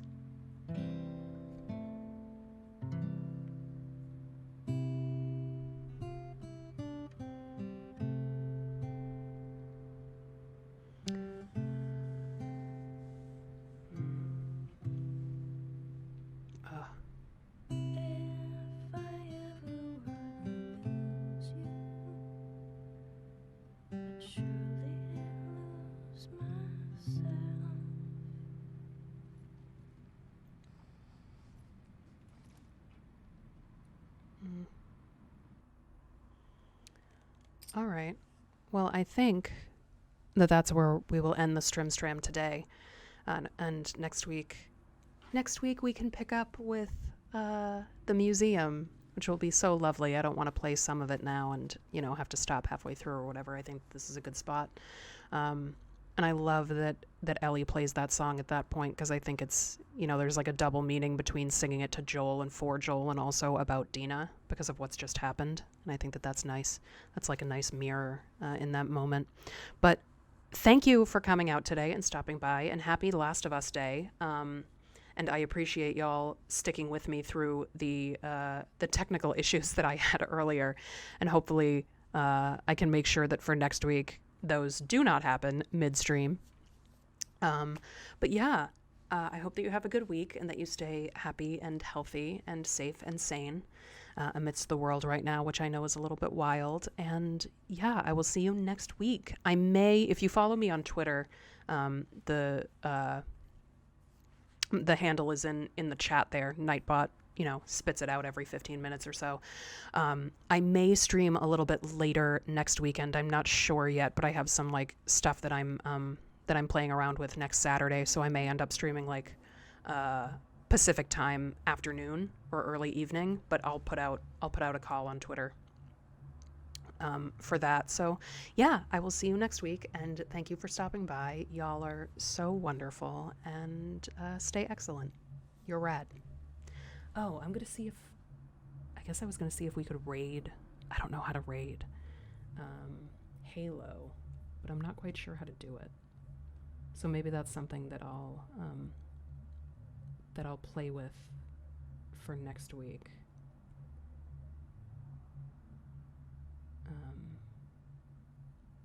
Yeah, because I don't know how.